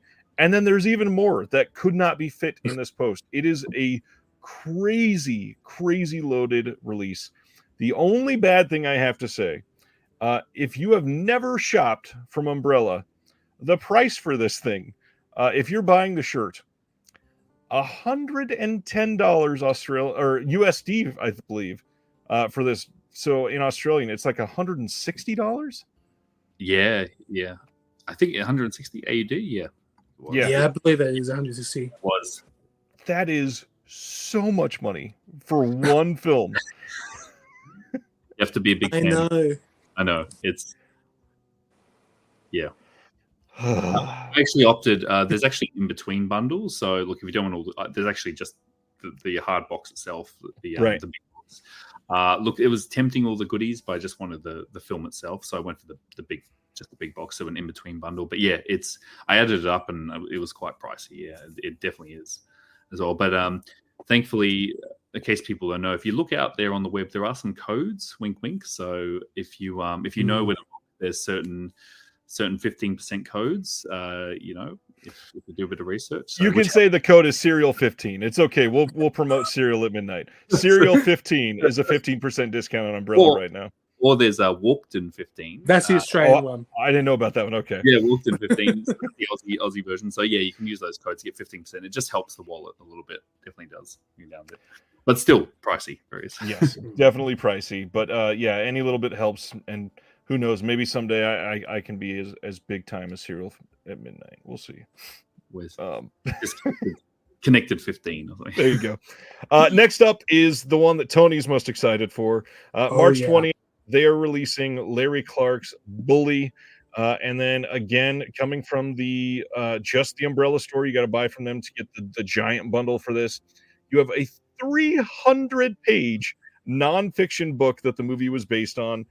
We've got a custom designed outer rigid slipcase again, 8 lobby cards, a reversible poster, limited numbered release, new audio commentary by Jim Schutz, author of the true crime story the film is based on, new audio commentary by Jeremy Ritchie, new video essay by L. Scott Jose, an hour-long making of, and this is a big deal to see this released on Blu-ray. Tony, tell us about Bully. I actually saw this theatrically, and in a small art house cinema. It was a packed cinema. Within 30 minutes, over half the cinema walked out because it was too strong. It was too extreme for them, and I fell in love with this movie. It's definitely not for everybody. It has the subject matter is pretty harsh, but it is a very, very heavy film, but highly recommended. Larry Clark, love him or hate him, whatever. Kids, that was just recently released from Umbrella. That was a great release. But this one, I think, Bully and another Clark film, Another Day in Paradise, they're two beautiful films. But this one is probably my favorite, hands down. Can't wait for this release. John, how about you? How do you feel about this one? Yeah, I really like Bully too. Also got their kids release. I've always liked kids. Very tough watches. This one in particular, it is a true story what happened, and the use in this film, and there is some scenes of violence that may be a bit confronting, but it's a really powerful film, and I'll be picking up this set as well. I've actually already ordered this set, but the other obviously one which we Ken Park, that is extremely controversial in Australia. That's what I was about to say. I wonder if they'll follow up on that. Well, no. It hasn't been reclassified. It hasn't been, so if the viewers don't know the story, it was banned in Australia, and infamously they tried to screen it at a film festival, and the police raided it. The cops. Tony, you know a little bit more about that. Yeah, there's a film critic named Margaret Pomeranz who ran this who ran this TV show called The Movie Show with David Stratton, and she loved the movie. I think she gave it 4.5 out of 5 stars. And I thought, okay. But and then it was banned in Australia, and then she was just so against censorship. She decided one day to screen it. I think in one of the town halls, I believe, and once she started screening it, the police raided in, took the print, and arrested Margaret Pomeranz. Yeah, so film critic got arrested. It was crazy. And it was all over the media. If you type in Ken Park Australia, see all these news articles, and it was you'll see it. And they tried to reclassify it, but it's still, the board just went, I think it was like one person didn't agree. It was like, because we have a very old school. We don't have unrated like the US. You actually have to go for a very conservative, very old liberal government rating system. But having said that, look, it has not been reclassified in 20 years. So maybe Umbrella could resubmit it and give it another go. But 20 years ago, they thought it was too extreme for Australians. So, And if I remember right, that one's not because of violence. That one's because of sexual depictions, right? Yeah. Yes, that's right. Yeah, it was a bit too much. And that's the thing, like with our rating board, we're pretty relaxed. Like stuff like this gets passed. If it's violence, no problem at all. But when it comes to sexual content, our rating board sometimes has issues with it. So especially involved, it's the same with America as well, I believe, Ryan. Like I know, if it's a lot of violence, no issues with classifications, but sexual content, you'll automatically get slapped with an NC-17 rating or something along those lines, and a bit too extreme, Here it's supposed. Again, take it with a grain of salt because I don't know who to believe in this scenario. But I believe Larry Clark has always said that Ken Park has not been distributed in the U.S. because of music rights. But I have a feeling he was just told, "Don't ever try to release this." Yeah, I think I agree with that part. Yeah, but it'd be nice to look. It is. I personally like the film. It's very disturbing, Ken Park, but if it did get a release, then That's true. That's true. They don't like scenes of people going down under. They don't. They definitely intend. No, you're right. You're right. You're right. Oh, but if Umbrella could give it the big addition, it would make a nice follow up to Bully. That'd be But great. That would be insane. A bit of a gamble because if you submit it, you lose a couple of thousand submitting it to because it has to be reclassified and they have to sit there and you pay per minute. So yeah, take the risk, Umbrella. Give it a go. You never know. Thankfully, it's not a 6-hour movie. No, thankfully not. All right. Next up from Umbrella is The Chaser from 2008. Kind of a big deal as well. This is again a pretty solid looking release. We've got a 48-page book on this, custom artwork on the rigid slipcase, 8 lobby cards, reversible poster, new audio commentary with Pierce Conran and James Marsh, audio commentary with the director and actors that was recorded previously, and then some other featurettes that were from some older releases. But I believe this is the first Blu-ray release of this film, and this is just a magnificent, incredible film. This movie is so dang good. I haven't seen it, so I'm looking forward to getting this one. John, you seen this? Oh yeah. Chaser's amazing. It's really, really amazing film, and it follows up what Umbrella's been doing with a lot of the Korean films. So I'm very happy to see this get a nice big box. I once again ordered it. So yeah, this is a big deal. It did get a local DVD many years ago through Madman Eastern Eye, but this is the Blu-ray upgrade. So they're not slowing down from what I've heard through the grapevine with Umbrella, that they're going after a lot more Korean content.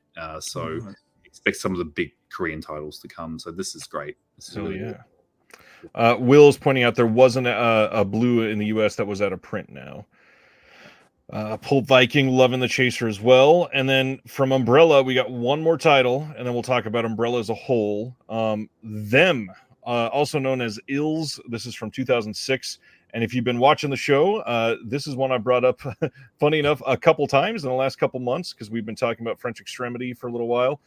This one is getting a new feature-length audio commentary by Alexandra West and Andrea Subisati, and this is going to have a video essay on home invasion horror by the one and only Alexandra Heller-Nicholas, which was on the channel this week. So go give that a watch if you get some free time. We got a making of on this. We've got some press conferences, footage recovered from the original location, BFI at home, a whole bunch of other fun stuff. But once again, this movie is remarkable. This is a great home invasion film. Highly recommend this. And this is kind of one that most people have not seen. This is like one of the most obscure of the French Extremity. And it's not as extreme as the other ones, but it's this is a pretty harrowing tale. I'm unfortunately one of the ones who haven't seen it, but I really want to. What about you, John? Yeah, I really like this film too. There was a local DVD in Australia, and I picked it up many years ago. I think it's like $1 or something. I thought, I'll give this, and it was actually under the original title. That's what was released in Australia as. But yeah, really, I still remember it was a very frightening film, and it's scary because it can happen. Like it's not. This is something that it's not so much supernatural. It's this.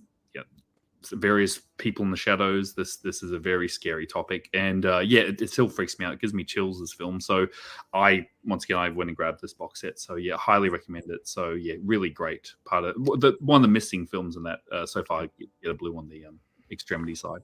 Very keen. So that being said, Umbrella's slate for this month. I'm not kidding here. I think this might be Umbrella's best monthly slate they've ever released. Highest quality titles. Greatest looking sets. We got a 4K of an obscure film. Dead End Drive-In is one that many people have still not seen. This is a Larry Clark film that those don't get a whole lot of love. Obviously, it's Umbrella's second, but that's a big deal. And then Chaser getting another release, and then this one getting a blue out of nowhere. Like this is a big deal month for Umbrella. And if you're going to support stuff, this is the type of thing that should be supported. Absolutely, for sure. It is a great month. But this year alone, Umbrella had some great months as well. Like the month with as you said, with Kids, as well as Hercules Returns, and I believe they released also the Love Witch and all that. Those Beyond Genres, some of them as well. But I think that was the last of that bundle as well. But yeah, this year entirely, Umbrella were on fire. They were really good. Yeah, I agree. Very. Pulp is asking, the Chasers, the audio commentary by the director, will that be in English? It probably will not be, but it'll probably be subtitled. I believe the original release had that subtitled, and they'll just pull that over. Not too hot for the artwork, but beggars can't be choosers. Just get the simple version. Paul says, loved my conversation with Alexandra Helder Nicholas. Some really interesting topics covered. Thanks, Paul. So did I. You did a great episode. Yeah. I appreciate that. She was on a lot of my top list for Imprint extras. So, yep. Very good. Ronnie says it was good as well. Yeah, she would love to do that, I'm sure. Yeah. But this is a solid month. Yeah, really strong. And the other thing I want to point out that the Dead End Driving release has got HDR. The people have been a little critical. Umbrella's 4Ks, yes, Razorback and Possession, but this is HDR, so they're really upping their 4K game. So, this is the release to look forward to. But yeah, just a very solid, diverse month overall. Definitely. Sibner wants to know, any chance Second Sight puts this out, given their recent titles announced? I mean, I can't say that it's impossible. And in fact, I wouldn't be surprised at all if they did, following what they've done. But I'm not sure who's got the rights in the UK. It could be something that's still tied up. I hope to see it. I love this movie. And Second Sight, honestly, at the moment, still is easily either my favorite or like top 3 favorite labels at least. So I would be stoked to see that. And they normally, if they do have the rights, they normally go, like Possession, like hint, guys, we're releasing this later. So if they did have it, I think they would have said something or hinted something, but who knows? It could be wrong because they have been doing a lot of the French stuff, so it would line in perfectly. But yeah, I'll double dip because I like the film, so get both releases. Nice. Sibner says in the middle of the interview, but loving it. Thanks, guys. That's a fun one, and I mean, she was just insanely great to speak to. She's just a brilliant person. She's lovely. Like John and I met her in person. We went to Melbourne, and she's awesome to talk to. Yeah, we got to get her on. We have to try and get her onto the show. That'll be amazing. She'll be good. Some great introductions at the Cinemaniacs down there. If you're ever in Melbourne, see a screening, and she'll do an amazing presentation beforehand. So yeah, very, very good. Next time I'm passing through Melbourne, I'll check it out. Yeah. Yes, we'll show you. God, I wish I would love to make it down here, Ryan. Come down to Australia. Come on. Maybe someday when plane tickets are cheaper than an Umbrella box set, we'll see. True. Let's use the 50 on the ticket. It's fine. There you go. I'll use Serial 15 at the Aussie Airlines. We'll see what happens. March 26th, Meet John Doe is coming on 4K from Classic Flicks. This is also being released on Blu-ray and DVD. This is the 1941 Meet John Doe from Frank Capra. We got Gary Cooper in this, Barbara Stanwyck. Just little-known actors trying to get their name out there in the world. Obviously, this is a big deal. So glad this is coming out. And Classic Flicks does great work. They do. Very underrated label. They do some great work. Classic films. Yeah. This will look astonishing, I'm sure, and you'll probably be able to get this fairly inexpensive because they don't charge a whole lot for their stuff. No. That's good. Yeah. No, it's a Capra, so I'm on board. It's good to hear. Next up is yet another Shout Factory Steelbook coming to probably a Walmart exclusive, but it doesn't say exclusive yet. This is Weird, the Al Yankovic story, coming on, I believe, February release date as well. But what's funny, the website, when I posted this at least, was saying you can have it by December 26th. I don't see that happening. I think that it was just some typos as they were getting it loaded up. It might look completely different now. I haven't checked in the last day, but either way, fun looking steelbook. I'm sure this will piss a lot of people off because this literally just came out with the slipcover version, and suddenly they're putting more out on steelbook. And for steelbook collectors, that is always the way to piss them off. That's true, actually. Like I got the Australian Umbrella release, and I'm happy with that one. They went all out with their Weird Al box set. They got the T-shirt and all the bundles. So I did get a hell of a bundle. It was, yeah. And that's when Umbrella were really ramping up. So I got that one. But yeah, it's a bit a bit annoying. Like, why not just do it like they're doing now with Darkman? Like, you've got both releases. Like, do it at the same time, still later on, because people will get it. They will double dip, but it's just a little frustrating. I have a feeling that was because of the Best Buy changeover. And what's funny is some of those Best Buy exclusive steelbooks are now showing up on their website. So they could have just listed these on their website and then also started selling them at Walmart. I don't get it. The thinking behind it. Very bizarre. Very bizarre. Well, I've said about Shout many times. Look, they don't ship outside the US, so I thankfully have a good friend that sends them to me. But those Shout exclusives, every time they announce them, me and Tony are just like, oh no, here we go, another exclusive. Because they don't ship, it's just they're not accessible to us. But yeah, so and being a Walmart exclusive, I get probably one of that as well. Well, even those Shout exclusives, I can't remember we talked about them last week, but those titles, they're $30 US for Australian. That's got to be like 40-ish, 45. Most of them don't have any extras. It's just not even a new scan for the most part. Yeah, if you're lucky. So $30 US, you're looking around between 45-50 even. Yeah, Jesus, not cheap. And then you got shipping from the US that my friend charges on top. So it's pricey. You're looking at probably 70 Australian for a crappy, no features, bare bones title of some 90s horror film. what the one? That Doctor one? It looked like Dr. Giggles or something. Virgin or something. I don't know. It was like, oh no. I was like, not paying 70 for that. That's for sure. So. No, thank you. All right. Next up is another Kino 4K, and that is February 20th. We are getting The Last Castle. We heard about this just a couple months ago, but nice to see an actual release date for it pretty quickly. This is coming with an audio commentary by the director and all kinds of other archival extras that were on the previous release. Gonna have some alt art on this one. This is the Robert Redford, James Gandolfini, Mark Ruffalo, Delroy Lindo film. We talked about this one when it got announced, but this is another one. It came out in 2001. I remember seeing this when it came out and liking it quite a bit. I don't think I've seen it since 2001, though. Same with me. I saw it theatrically, and that was it. But I remember really enjoying it. Hell of a cast too. Yeah. I saw it when it came out as well. It's one of those films that just kind of lingered on DVD. I don't. Never upgraded. So I'll definitely pick this up because it's been a while since I saw it. I remember really liking it when it came out. I'm glad that Kino are doing more of these sort of early 2000 films as well. It's good. Yeah, this is a big one.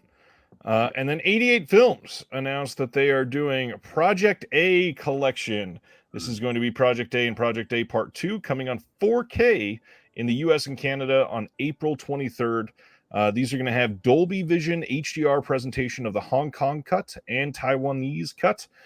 We've got a new interview with Stuntman Mars that is going to be newly filmed in 2024.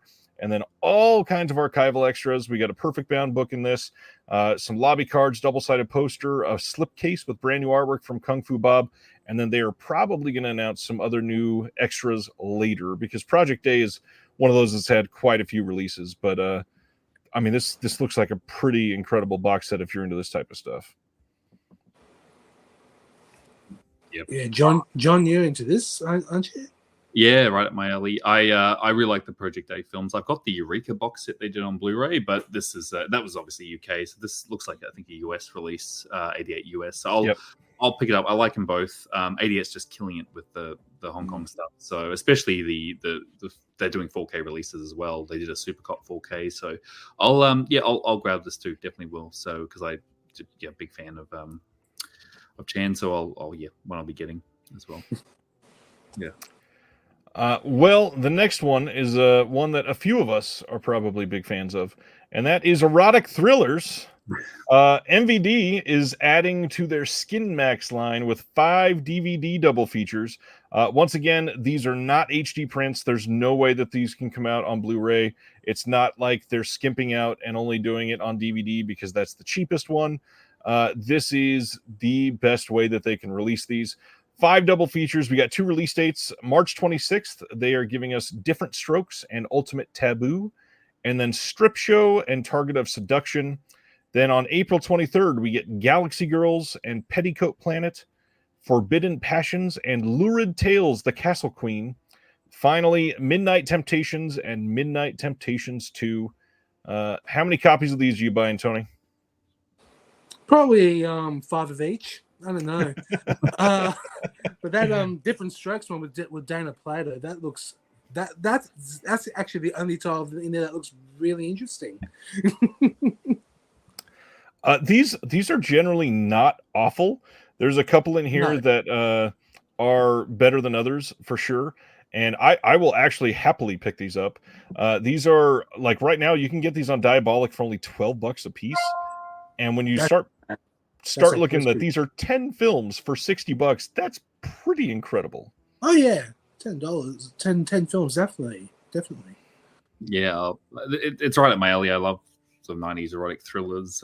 So yeah, if they go for the right price, I'll definitely get them. Some of them I think I have on like maybe a Full Moon DVD or something. That they look familiar from back in the day. So yeah, I'm glad that they're doing this and keeping that genre alive. Because like I said, some of these were shot on video, so we're not going to see Blu-rays or 4Ks, but it's good that they're getting out there, and it's a good genre. And there's recently there was a really good documentary on erotic thrillers that came out.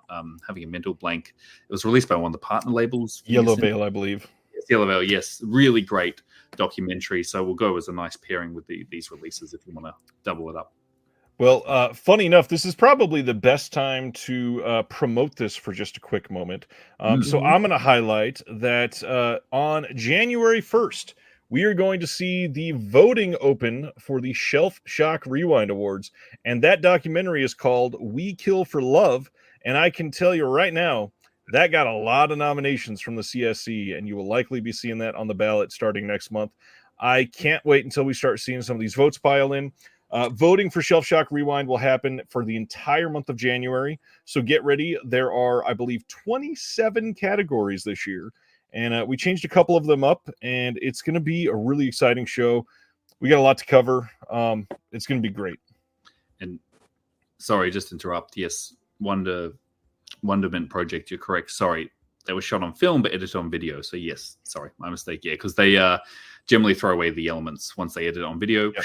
On it's thankfully they've been Kino been going back, and Vinegar Syndrome did a few releases. You have to actually re-edit the whole film and back. And I don't think they're going to do it for these type of films. But yeah, thank you for correcting. That's correct. They definitely will not do that for these. Unfortunately, probably not. That's a lot of time just sitting there staring at Strip Show, getting it to be able to be released on Blu-ray. Next up, Studio Canal in the UK is releasing Circle of Danger as part of their Vintage Classics line. This is from 1951. It's going to have a new 4K restoration of the film with an introduction by Jean-Baptiste Thoiret. That's how you say it, I think. We got an interview with Christina Lane, interview with Imogen Sarah Smith, the trailer stills gallery. And Studio Canal usually does a pretty great job with these Vintage Classics line titles. They do. Yeah, but this one I haven't seen. Same. Yeah, I haven't seen either. But you're right, Vintage Classics, amazing. They do some good 4Ks on Vintage Classics.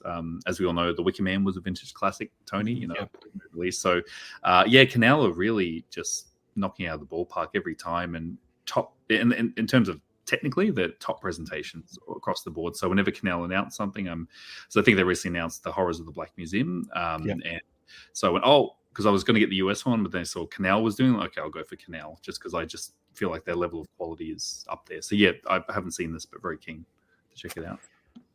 Next up is Lawman Bass Reeves is coming on January 23rd on Blu-ray. Not sure much about this, if it's connected to one of Taylor Sheridan's 19 shows that he's done or whatever, but I've heard that this is decent. You guys see anything like this? I actually saw the first couple of episodes. It is on Paramount Plus, and it's all right. It's no Yellowstone, but this one's it's not bad. But I'll still keep on going. But those are the 2 episodes so far. From what I saw, I don't mind it. Nice. That's a high praise. Tony doesn't mind it. Yeah, I didn't see it. There's so much content. I know didn't get around to it, but look, if Tony, if you that's your glowing recommendation, I don't mind it. Okay. Put a quote on the cover. Okay. Next up, February 27th, Welgo is releasing Dr. Chan and the Last Talisman. Not sure if I'm saying that right yet. This is from 2023. Says, despite being the grandson of a famed village shaman, Dr. Chian doesn't actually believe in ghosts, yet makes a living performing fake exorcisms on camera. But when a mysterious client arrives at his door, Dr. Chian is drawn into a series of strange and unexplainable events that will challenge everything he has ever believed and resurface childhood horrors he's tried to forget. This just sounds like Asian The Last Exorcism, which... It does. Okay, I mean... I'll try it out. Actually. And it also kind of reminds me of the Asian Haunted Mansion from this year. A little bit. I don't know. Yeah, it sounds like Last Exorcism because that was like a comedy, like in parts, like essentially like a con man. But yeah, I'm intrigued. Call me intrigued. I'm definitely interested. Will, how did you watch Wind River and think it was beautiful but meh? That movie's amazing. Right. Wind River, right. Then we have The Marsh King's Daughter with Daisy Ridley and Ben Mendelsohn.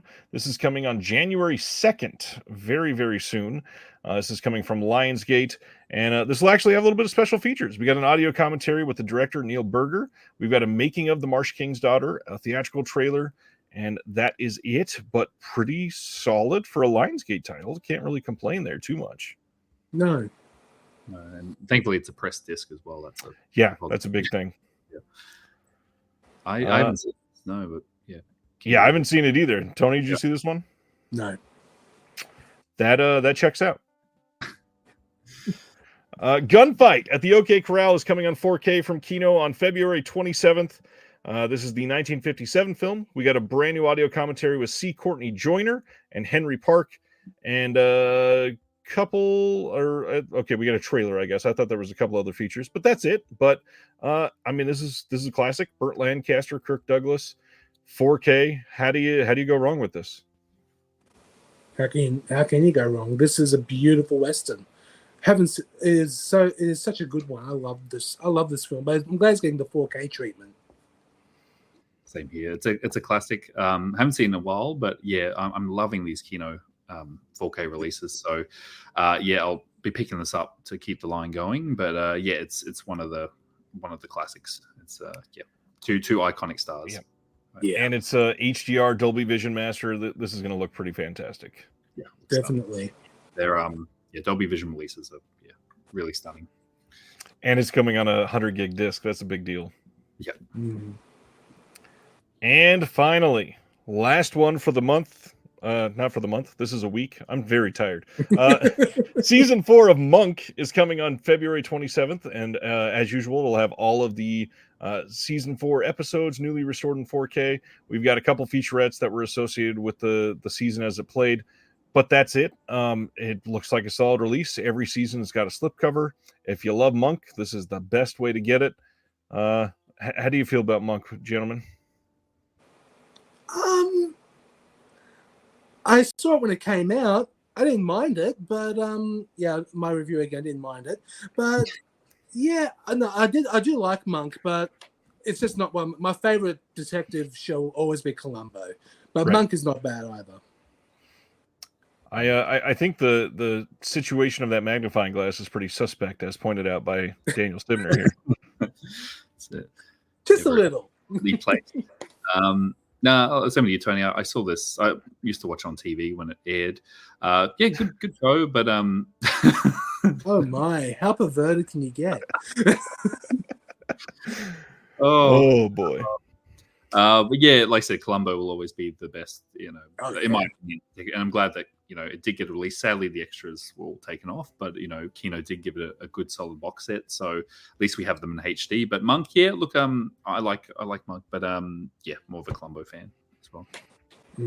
Yeah, that checks out. And I'm still holding out hope that one day everybody that was involved with that Columbo set or Kino or somebody will be like, oops, I accidentally posted all these files on this other website.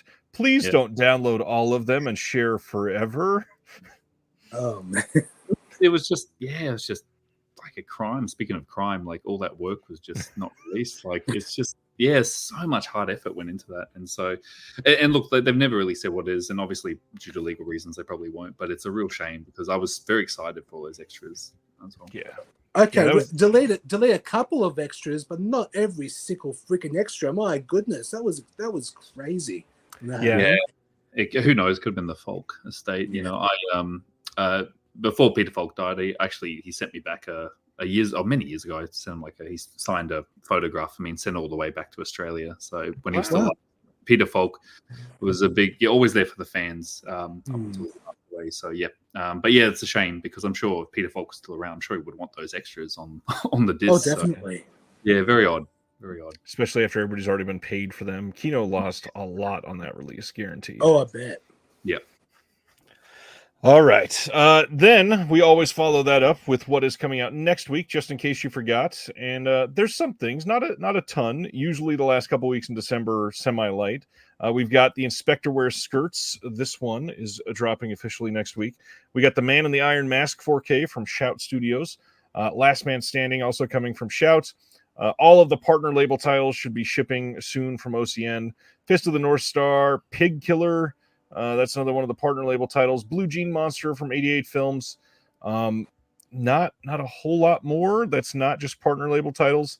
But there's a lot to look forward to in the next year. Any of these that are not partner labels that you're super excited about? The slip of Take It Out and Trade, that because I love Ed Wood. That one would be pretty cool. Yeah. Yeah, the 88s, I'll be grabbing them. All the Asian stuff they do. Interesting week. Man in the Iron Mask, I had the old Blu-ray Shout Select, so that's what I got as well. Once again, it's one I might just wait a little bit for a good price. I'll pick it up. I don't think there's a slip on that, so probably not. Once again, it's crazy. It's like, does it have a slip? Is there a sense of urgency? But I'll just wait if it doesn't. But bit of an interesting week coming up. But they're the ones, my picks as well. I'd be going for. Good choices. And that is it for announcements and everything else that's coming out that we always cover. And now we always discuss film of some sort. And one of the things that we try to do on here is usually be pretty positive. And we're going to put a positive spin on something that a lot of people don't seem to be able to. And I don't usually go for the ideas of like guilty pleasures because I don't see there's a real reason to be guilty of what you enjoy. But there's a lot of stuff that we love that the world seems to hate. So tonight, we're going to share a handful of favorites that we each love that either got terrible reviews or have terrible reputations or people seem to hate them. And we're just going to dive into why we love them and what we love about them and share some fun movies. Any thoughts before we get started, gentlemen? Well, I'm looking forward to this topic in particular because I remember when we spoke to you the first time, Ryan, we discussed how much I saw this movie right here, my very first VHS rental, and then it brought my love for bad films, and then it just grew from here. And I'm really looking forward to discussing some of my favorites. Absolutely. Yeah, it is an art form, cinema. Like, some people may, everyone sees it differently. It's a different perspective. So, yeah, there's films that I know, Tony, you're a big fan of cult films that are considered trashy. I know Tony's favorite is Boom. Is that one of your favorites? Well, I'll discuss that soon. Sorry. I don't want to spoil it. Did I? Oh, sorry, Tony. I just meant No, it's okay. It's okay. I'll discuss that soon. I just meant like you like those sort of cult films that John. Yeah, I do. But I'll tell you, it's one of my honorable mentions. That one, but I do like that one. I'm the ones I picked up going for more recent films that really got a trashing from the critics and also the audience. So yeah, but it depends. Everyone sees them differently. So yeah, it's an interesting topic. Yeah. Before we dive into titles, I do want to take another moment to say Imprint Cast is amazing. Indicator Cast is amazing. I listen to you guys all the time, and the one episode I've been able to be a part of, I am just immensely honored to be a part of it. And I implore everybody that is watching or listening later to please go look up Imprint Indicator Cast. Links are in the description. It is one of the better shows that you will find. Deep dive into two of the best, more consistent labels out there across the entire wide variety of them. But best of all is John and Tony are two of the most impassionate people about physical media that I just feel this affinity with. And I could not support two better people. You guys are amazing. and everybody should be piling up to try to listen to everything these gentlemen talk about. So please give them a follow. Thank you for the kind words, Ryan. It means a lot. Absolutely. Yeah, thank you so much, Ryan. And obviously, having you on the show was one of my favorite episodes we did. So we all speak the same language, share the same passions. Really appreciate it. Definitely. Well, we are going to have you on again very soon. Definitely, we will figure out something. We're gonna have to tell that horror story one of these days. By the way, we will. We will definitely. Oh yes. It'll be a 2-hour outtakes part. Anyways, the audience can't know what we're talking about, but that's perfect.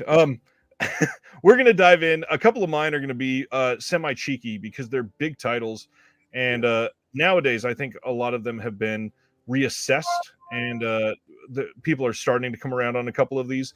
And there are a couple that I've talked about a lot, but I really think that they deserve an extra spotlight tonight to highlight how much people can turn around on films or how misunderstood some of these can be. So we're going to start with number 5, count ourselves down. John, why don't you hit us with the first one?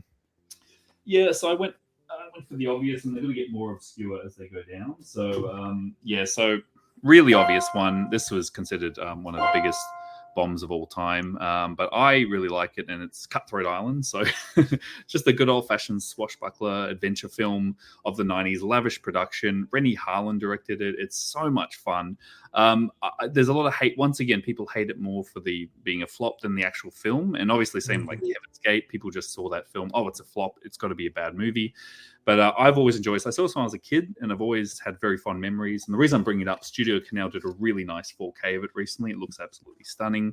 But yeah, just I don't get the hate for Cutthroat Island. I get it. Yes, it did bomb, but it's not the worst movie ever made. There's definitely a lot more out there that's terrible. But this is one I really enjoy, and I thought I'd give it a spotlight because of the new 4K. So it's just a fun adventure film. I really like it, and it's not that terrible. People say it is. I feel like Cutthroat Island was slightly ahead of its time. If it came out like 3 or 5 years later, I feel like it'd have a much bigger audience. It would have, yeah. Because then look, years later, you have Pirates of the Caribbean, and obviously this was just slightly ahead of the curve, and with the massive adventure budgets. So yeah, absolutely agree there. But really, really fun film. And before Cutthroat Island, Roman Polanski did a film called Pirates with Walter Matthau. That was a huge bomb as well. And that still hasn't got a physical release for quite a while. And that killed the pirate genre for years. It killed until it got resurrected by Pirates of the Caribbean. So yeah, can kill it. So Tony, what you got at number 5, sir? Okay, my number 5. This movie does have a special place in my heart because it's The Room.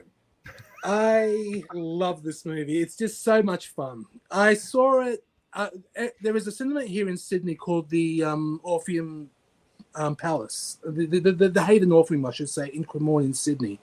For 11 years, they played this film the first Friday of every month. Jesus. And I've seen this 5 times.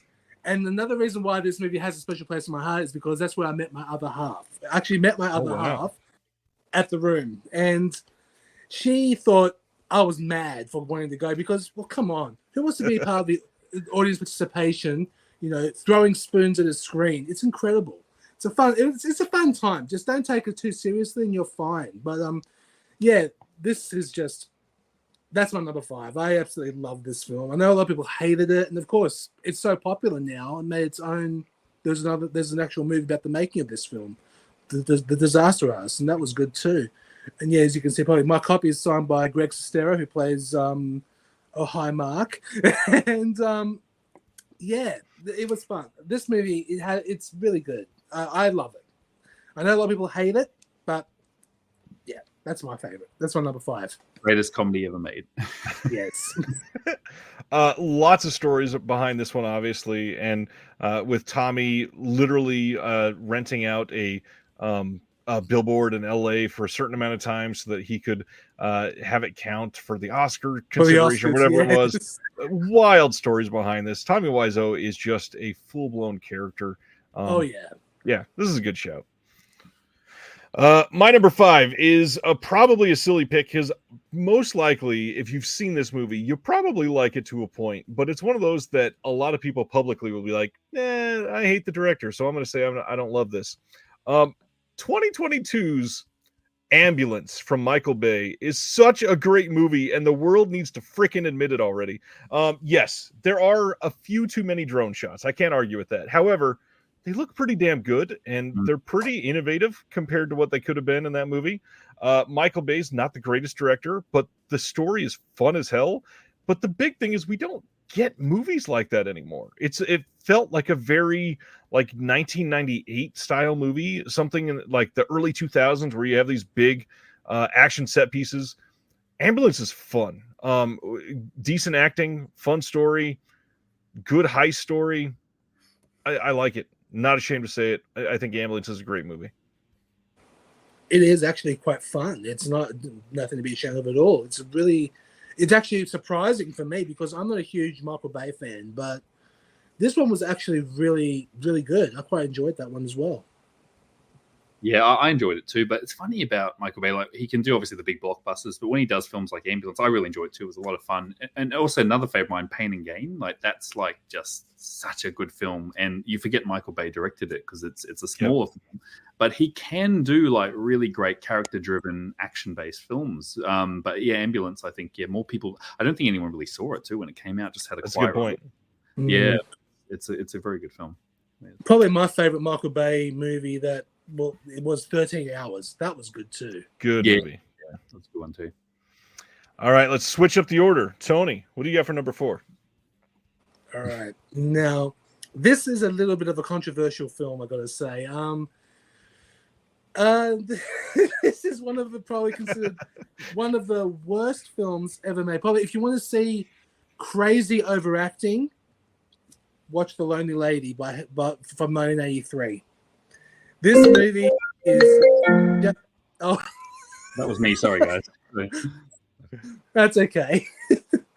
Yeah, this film is just lunacy. Like, it's basically about a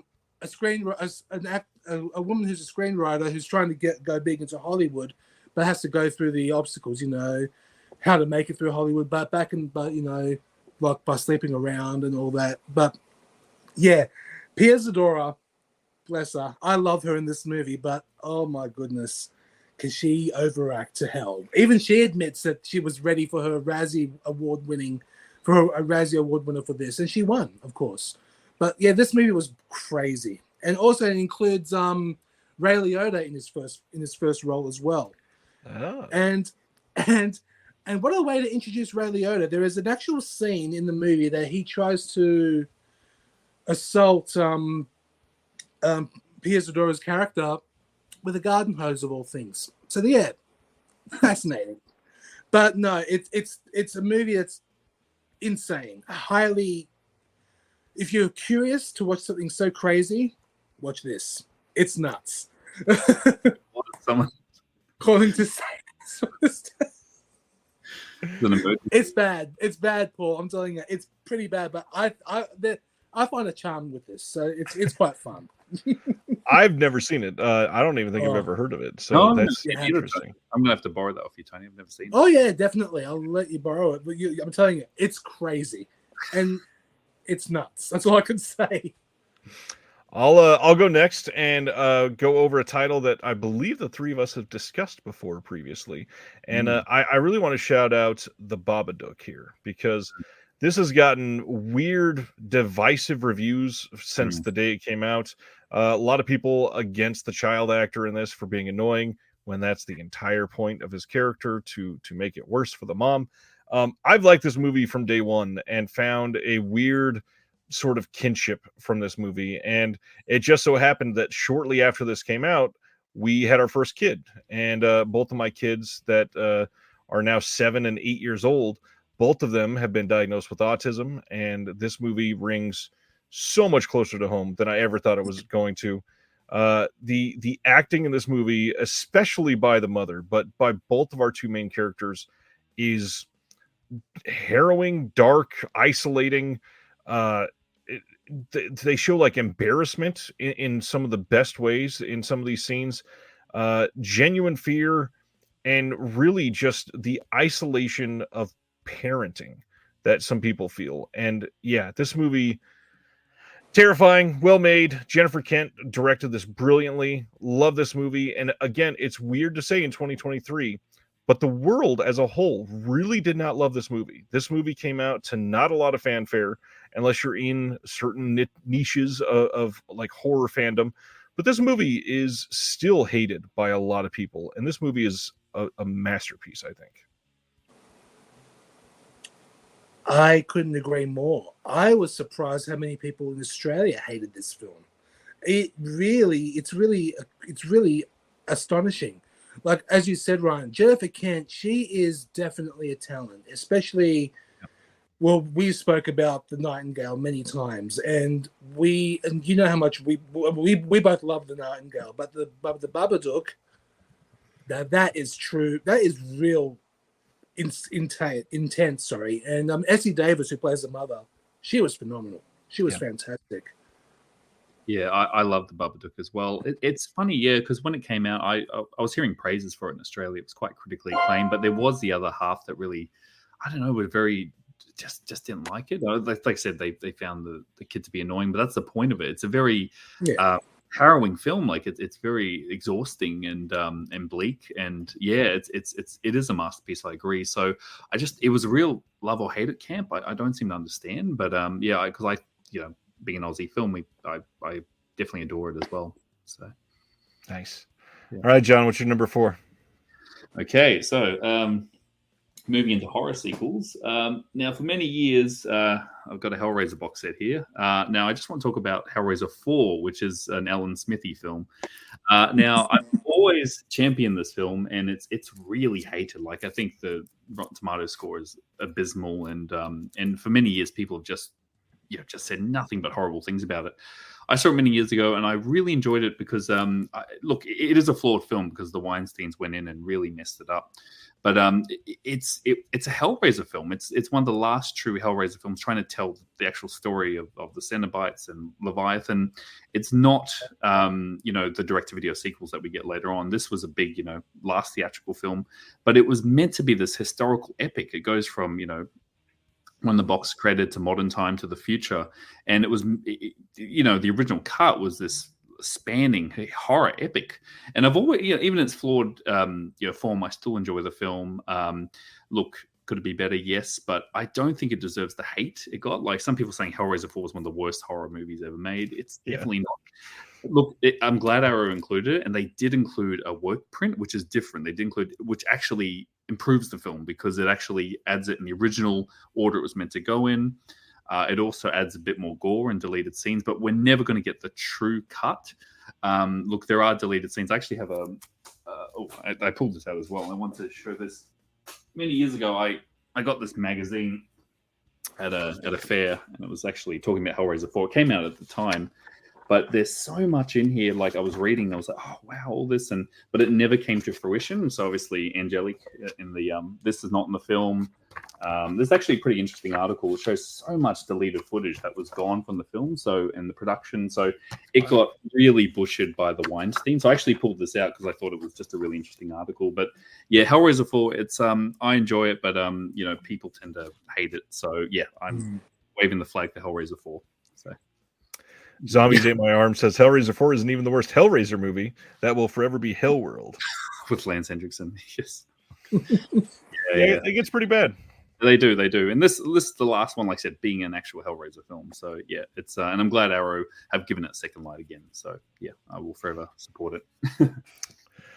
My number 3, just to get it out of the way because I talk about it too much on this channel, I'm going to bring up yet again Robin Hood, Prince of Thieves. I adore this movie. The world somehow thought it was so cheesy and hated that Kevin Costner couldn't put on an accent. This movie is fun as shit, and everybody just needs to turn off their thinking cap for a moment and just enjoy a fun adventure movie. Worked like gangbusters for my kids. They both played Robin Hood for a week after they saw this movie. This movie's fun as hell, but again, I talk about it way too often, so I will leave it there. Well, I couldn't agree with you more with that one, but Alan Rickman was the highlight for me as Sheriff of Nottingham, hands down. He's incredible. All right, what do we got at 3, John? Oh, number 3. Mixing up. Okay, we have all right. Another horror film, one that I think's pretty underrated. Now, once again, this was another really hated film, and this is The Mangler. This is Tobe Hooper's The Mangler. Once again, look, Arrow and Scream Factory have released it, so it's gotten a bit more acclaim. But for many years, this was hated. This film, this was really despised, one of the worst horror films of all time. And it did get a local release down here. I saw on tape, and look, it was cut, so it did impact people. They were watching the cut version because the uncut one, there's some pretty excessive gore, which actually adds to it. But Tobe Hooper was just a real genius filmmaker because visually, The Mangler is really incredible. We've got this amazing set pieces and the camera flowing around and just this massive sort of machine that they built on set. And the film itself, in terms of the amazing performances with Robert Englund in there as well, and the cast is great. And just Hooper was a real visionary, and I think it's one that people are going back and revisiting now. But it's a film that I thought for many years was hated. I didn't understand why. It was not one of the worst films of all time. In fact, I guess because it was that Stephen King connection. People thought it was one of the worst King adaptations, but it's not, definitely. So, The Mangler is one for me that I think more people should see if you haven't seen it. And don't believe its reputation. It's a really interesting horror film from the 90s. Well, yeah, that is a good one. Will says, want to point out that American Twilight, the cinema of Tobe Hooper, features not only one but 2 essays about the Mangler. It's a great release in that book. And also want to point out some of the names that we've shouted out tonight. Obviously, Will, Stan Geezy, who was in the chat earlier, Scout Tafoya had a shout out in one of the extras in one of the releases tonight. They all came together to do this great symposium conversation at University of Texas Press a couple years ago, all wrangled in by Will. And little shout out here, if you see our visual essay that's on Spider Labyrinth, Christopher Woofter, who was in that visual essay, was also a part of that roundtable symposium. And the big draw was Joe Bob Briggs was also a part of it. And it's an incredible conversation about the cinema of Tobe Hooper, about how he's an underrated filmmaker, came out of the middle of nowhere, basically. They talk a little bit about the controversy behind Poltergeist. But yeah, that's a great shout out to companion piece for The Mangler, because it's a really great conversation, but also obviously highly recommend the book. Yeah, definitely. A very misunderstood filmmaker, Tobe Hooper, as well. So, yeah. Absolutely. All right, Tony, that leaves you at number 3. Okay, I think I'm going to get a lot of hate for this. I don't give a shit, though. Sorry. The number 3, I chose another erotic drama, but now that one got 0% on Rotten Tomatoes. And I have to say, I don't know why, but I do have a certain fondness for it because it's so awful. Bolero. I can't explain it, but there is something about Bolero that just I don't know. All right, fine. Seeing Bo Derek naked, okay, fair enough. That's one thing. But there's something about how it's so bad and so boring and so mindless that it actually got me. I found it really entertaining for some reason. I know it's a very odd thing to say, but yeah, I think Bolero is one of the most out there erotic dramas I've ever seen. But yeah, it's not good. Don't get me wrong. The dialogue is awful, and some of the acting is appalling. But it has a charm to it. I can't explain more than that. But Bolero is my number 3. I know it's very, very strange, but yes, I do quite like this one quite a bit, Bolero. But yeah, and the other one, Ghosts Can't Do It. Oh God, that's worse than Bolero. So no, I can't discuss that one. I don't remember anything about Bolero. I barely remember seeing it years ago. Another canon classic. It is a canon classic. Yes. Yeah. Hi Jeremy, how you doing? Hello. Tony, you have the worst taste in movies. Well, that's the point, isn't it? That's the whole. There's some bad. Oh, wait till you see the next one. That's what I'm saying to you.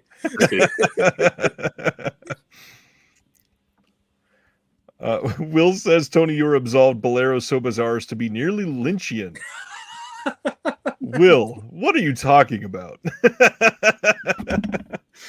All right, John. Let's go to you for number 2 then, my friend.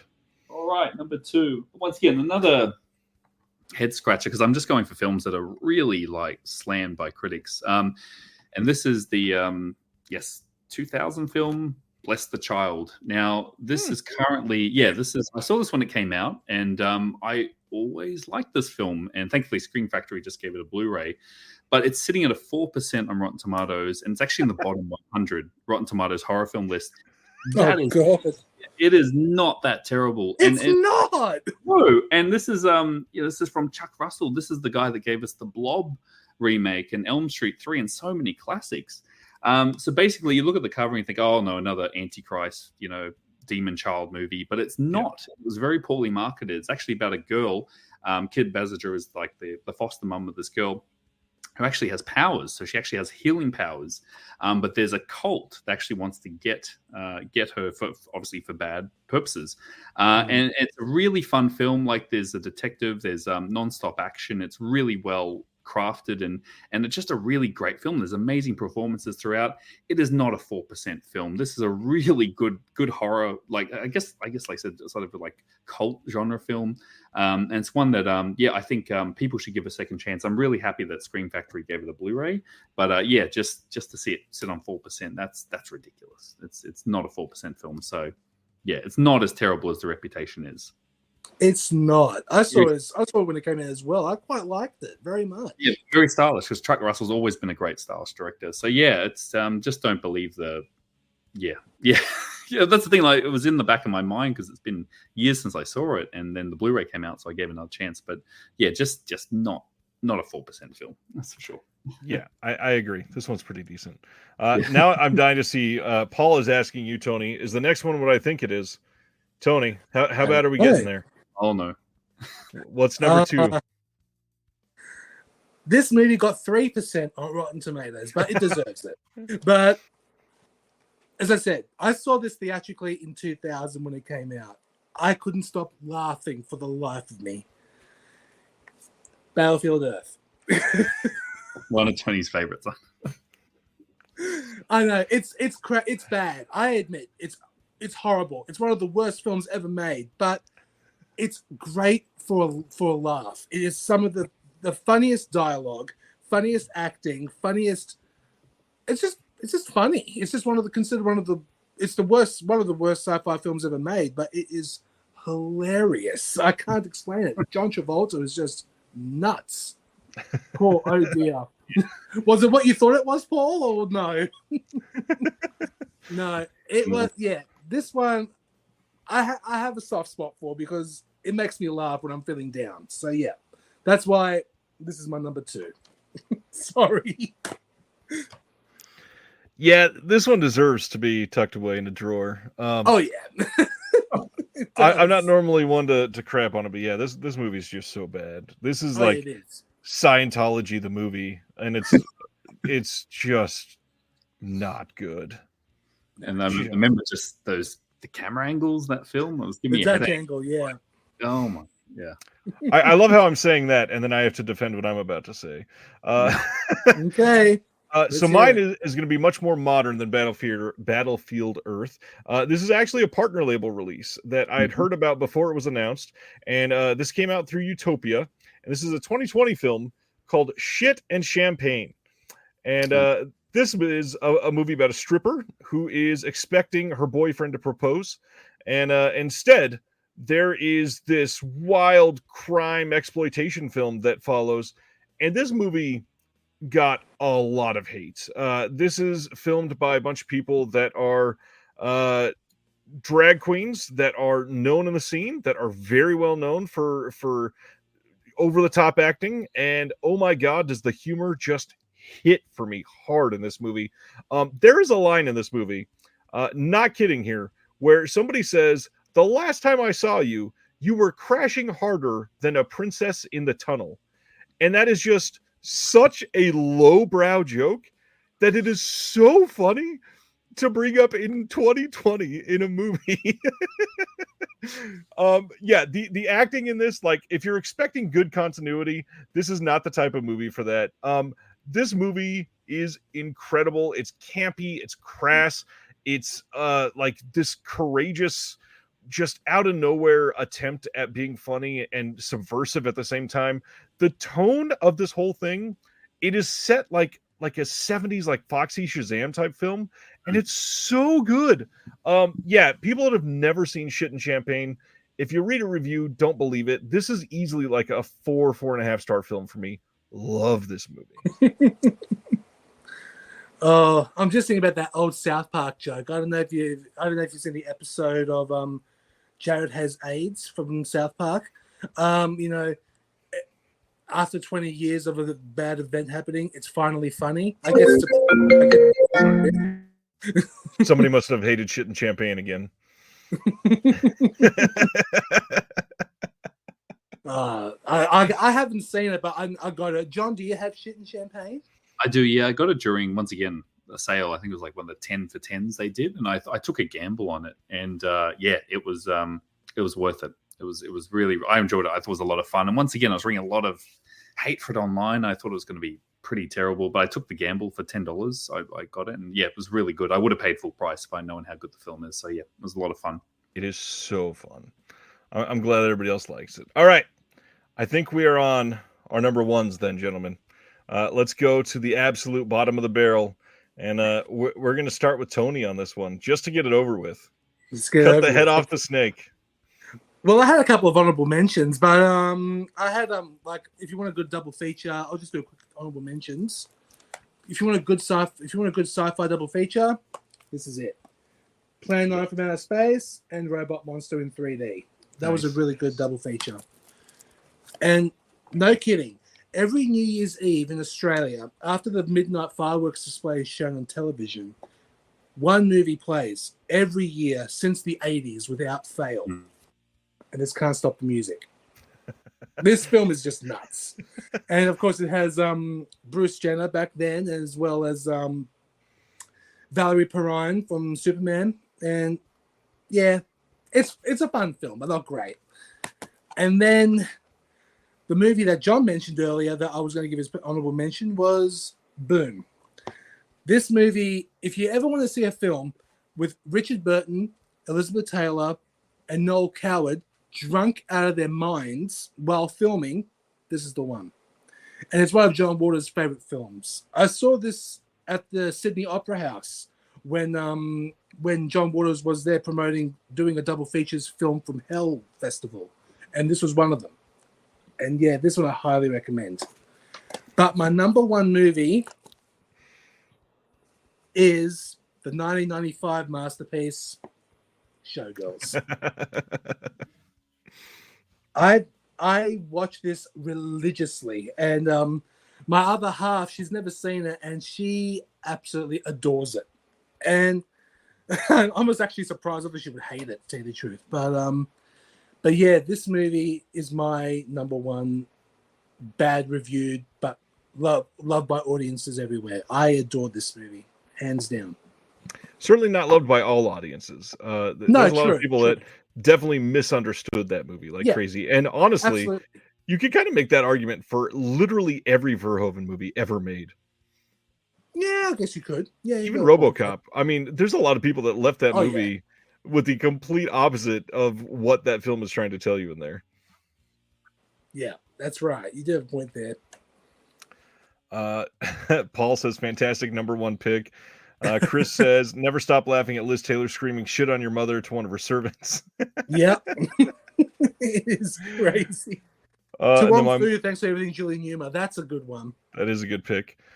Danny says, I watched Can't Stop the Music in the cinema back in the day. Audience was dancing in the aisles. Nice. Oh, wow.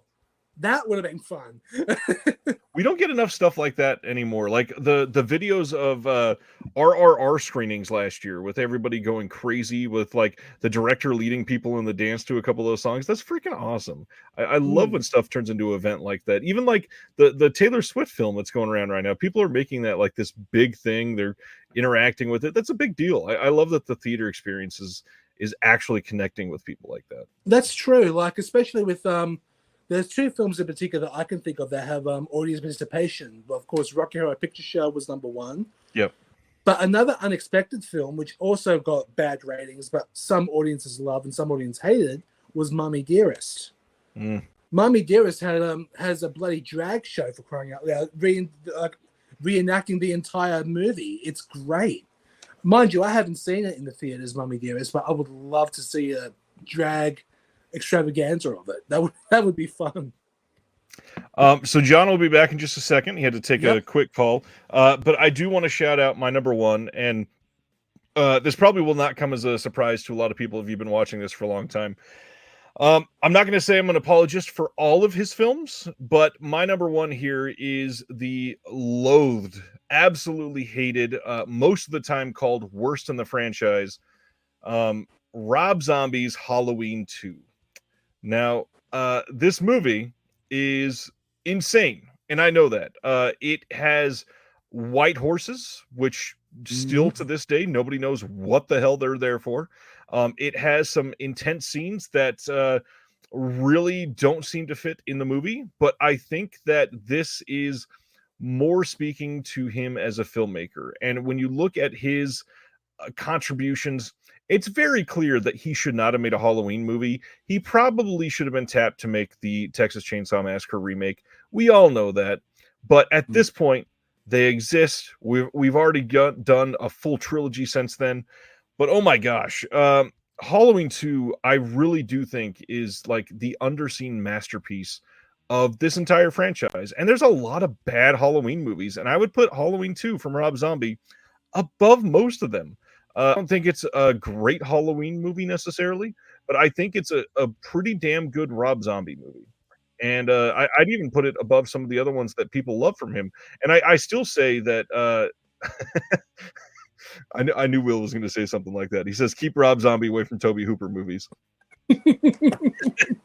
I still say that for Rob Zombie, Lords of Salem is by far his best movie. And a lot of people will pick something from the Firefly trilogy, and I get that. Most people will immediately go to Devil's Rejects and say it's his best.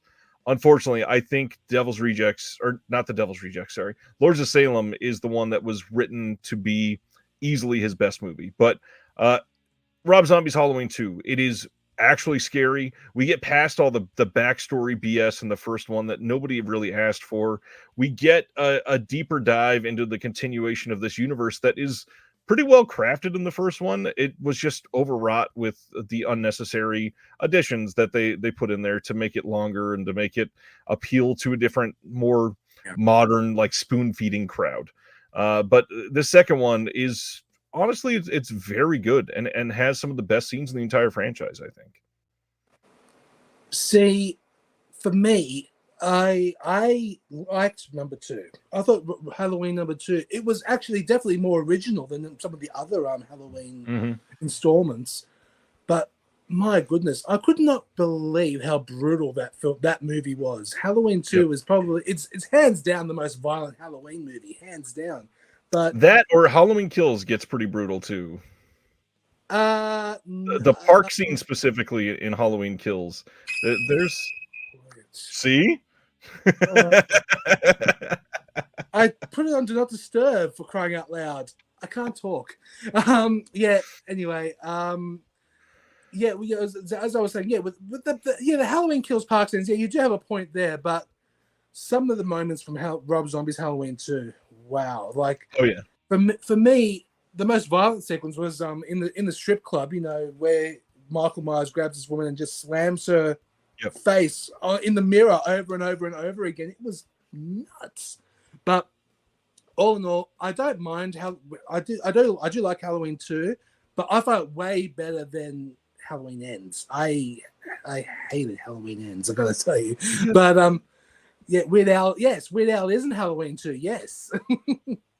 And you had mentioned some honorable mentions. The big thing I wanted to throw out here, which is going to be really funny because hardly anybody ever talks about some of these sequels, but it happened to get brought up tonight because John showed Tremors 2. I am a huge apologist for Tremors 4. And it seems like everybody hates Tremors 4. Tremors 4 is the one that takes place in the Old West. And something about the Old West aesthetic makes so much sense for the Tremors franchise. I wish they would have made like a trilogy of 1800s Tremors films just to see how people dealt with it with no technology, no crazy guns, nothing, off the wall. We're going to use, these homemade explosives, whatever. I want to see them try to like go in a mine shaft and take makeshift dynamite sticks to try to fight their way out of this wonderful town. Yeah, Tremors 4 is a gift to humanity. And I don't care what anybody says. That's easily one of the best sequels. It is a good sequel, Tremors 4, definitely. I don't see the hate for it either. So much fun. So much fun. I've tried to stall so that we could hear what John's number one is. Yes, right. Zimner.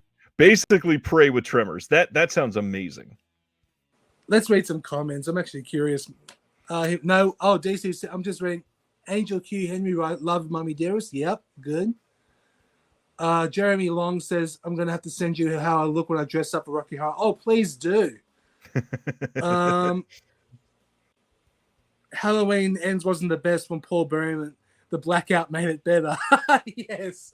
What happened was I hosted a movie night at my place, and Paul, John, and a few others from the Imprint cast team were there as well. And all of a sudden, my suburb was in a total blackout for a few hours, and we just had a nice nice catch up with drinks and something to, and lunch, dinner or something in the back out in the veranda because it was a hot night. But then the lights came on at 11 p.m. and then we decided, do we watch Halloween Ends or do we skip it because it's getting late? Let's watch Halloween Ends. So we watched Halloween Ends at 11:30 at night, and my goodness, that was a mistake. We all hated it, and I remember calling it. It's not called Halloween Ends. It should really be called Corey's Story. Yeah, I did not like it at all. I can't explain it, but it's just I just found it boring. But the thing is, everybody talked during the movie. But in my movie nights when we host, no one speaks. But unless the film is awful, and of course Halloween Ends was. I didn't like it. Sorry. Well, that story was the perfect amount of time to bring John back on for his number one pick. Very sorry about that, guys. It's all good. Emergency with work. Got a call, so sorry about that. It's all good. All resolved. Good. Did I hear Halloween? Was that right? we were talking about Halloween Ends night. Remember at my place? Oh yes, yeah. That was yeah. Suzanne drank the whole bottle of champagne to get through it. Yep, terrible. All right, so sorry, everyone. I left everyone in suspense. Yes, so my number one is a comedy from 2004, and it is the comedy Envy. Now, this film is very hated by a lot of people, but you have to understand some context on this. I saw this film when it came out. And I always thought it was a very weird film. Like it wasn't terrible. It was just very unusual and bizarre. Basically, the story is there's Ben Stiller and Jack Black are neighbors, and they work in the same sandpaper company. They're really good friends, but then Jack Black comes up with an invention to get rid of dog poo called vaporize, and he sprays it and it vanishes and disappears.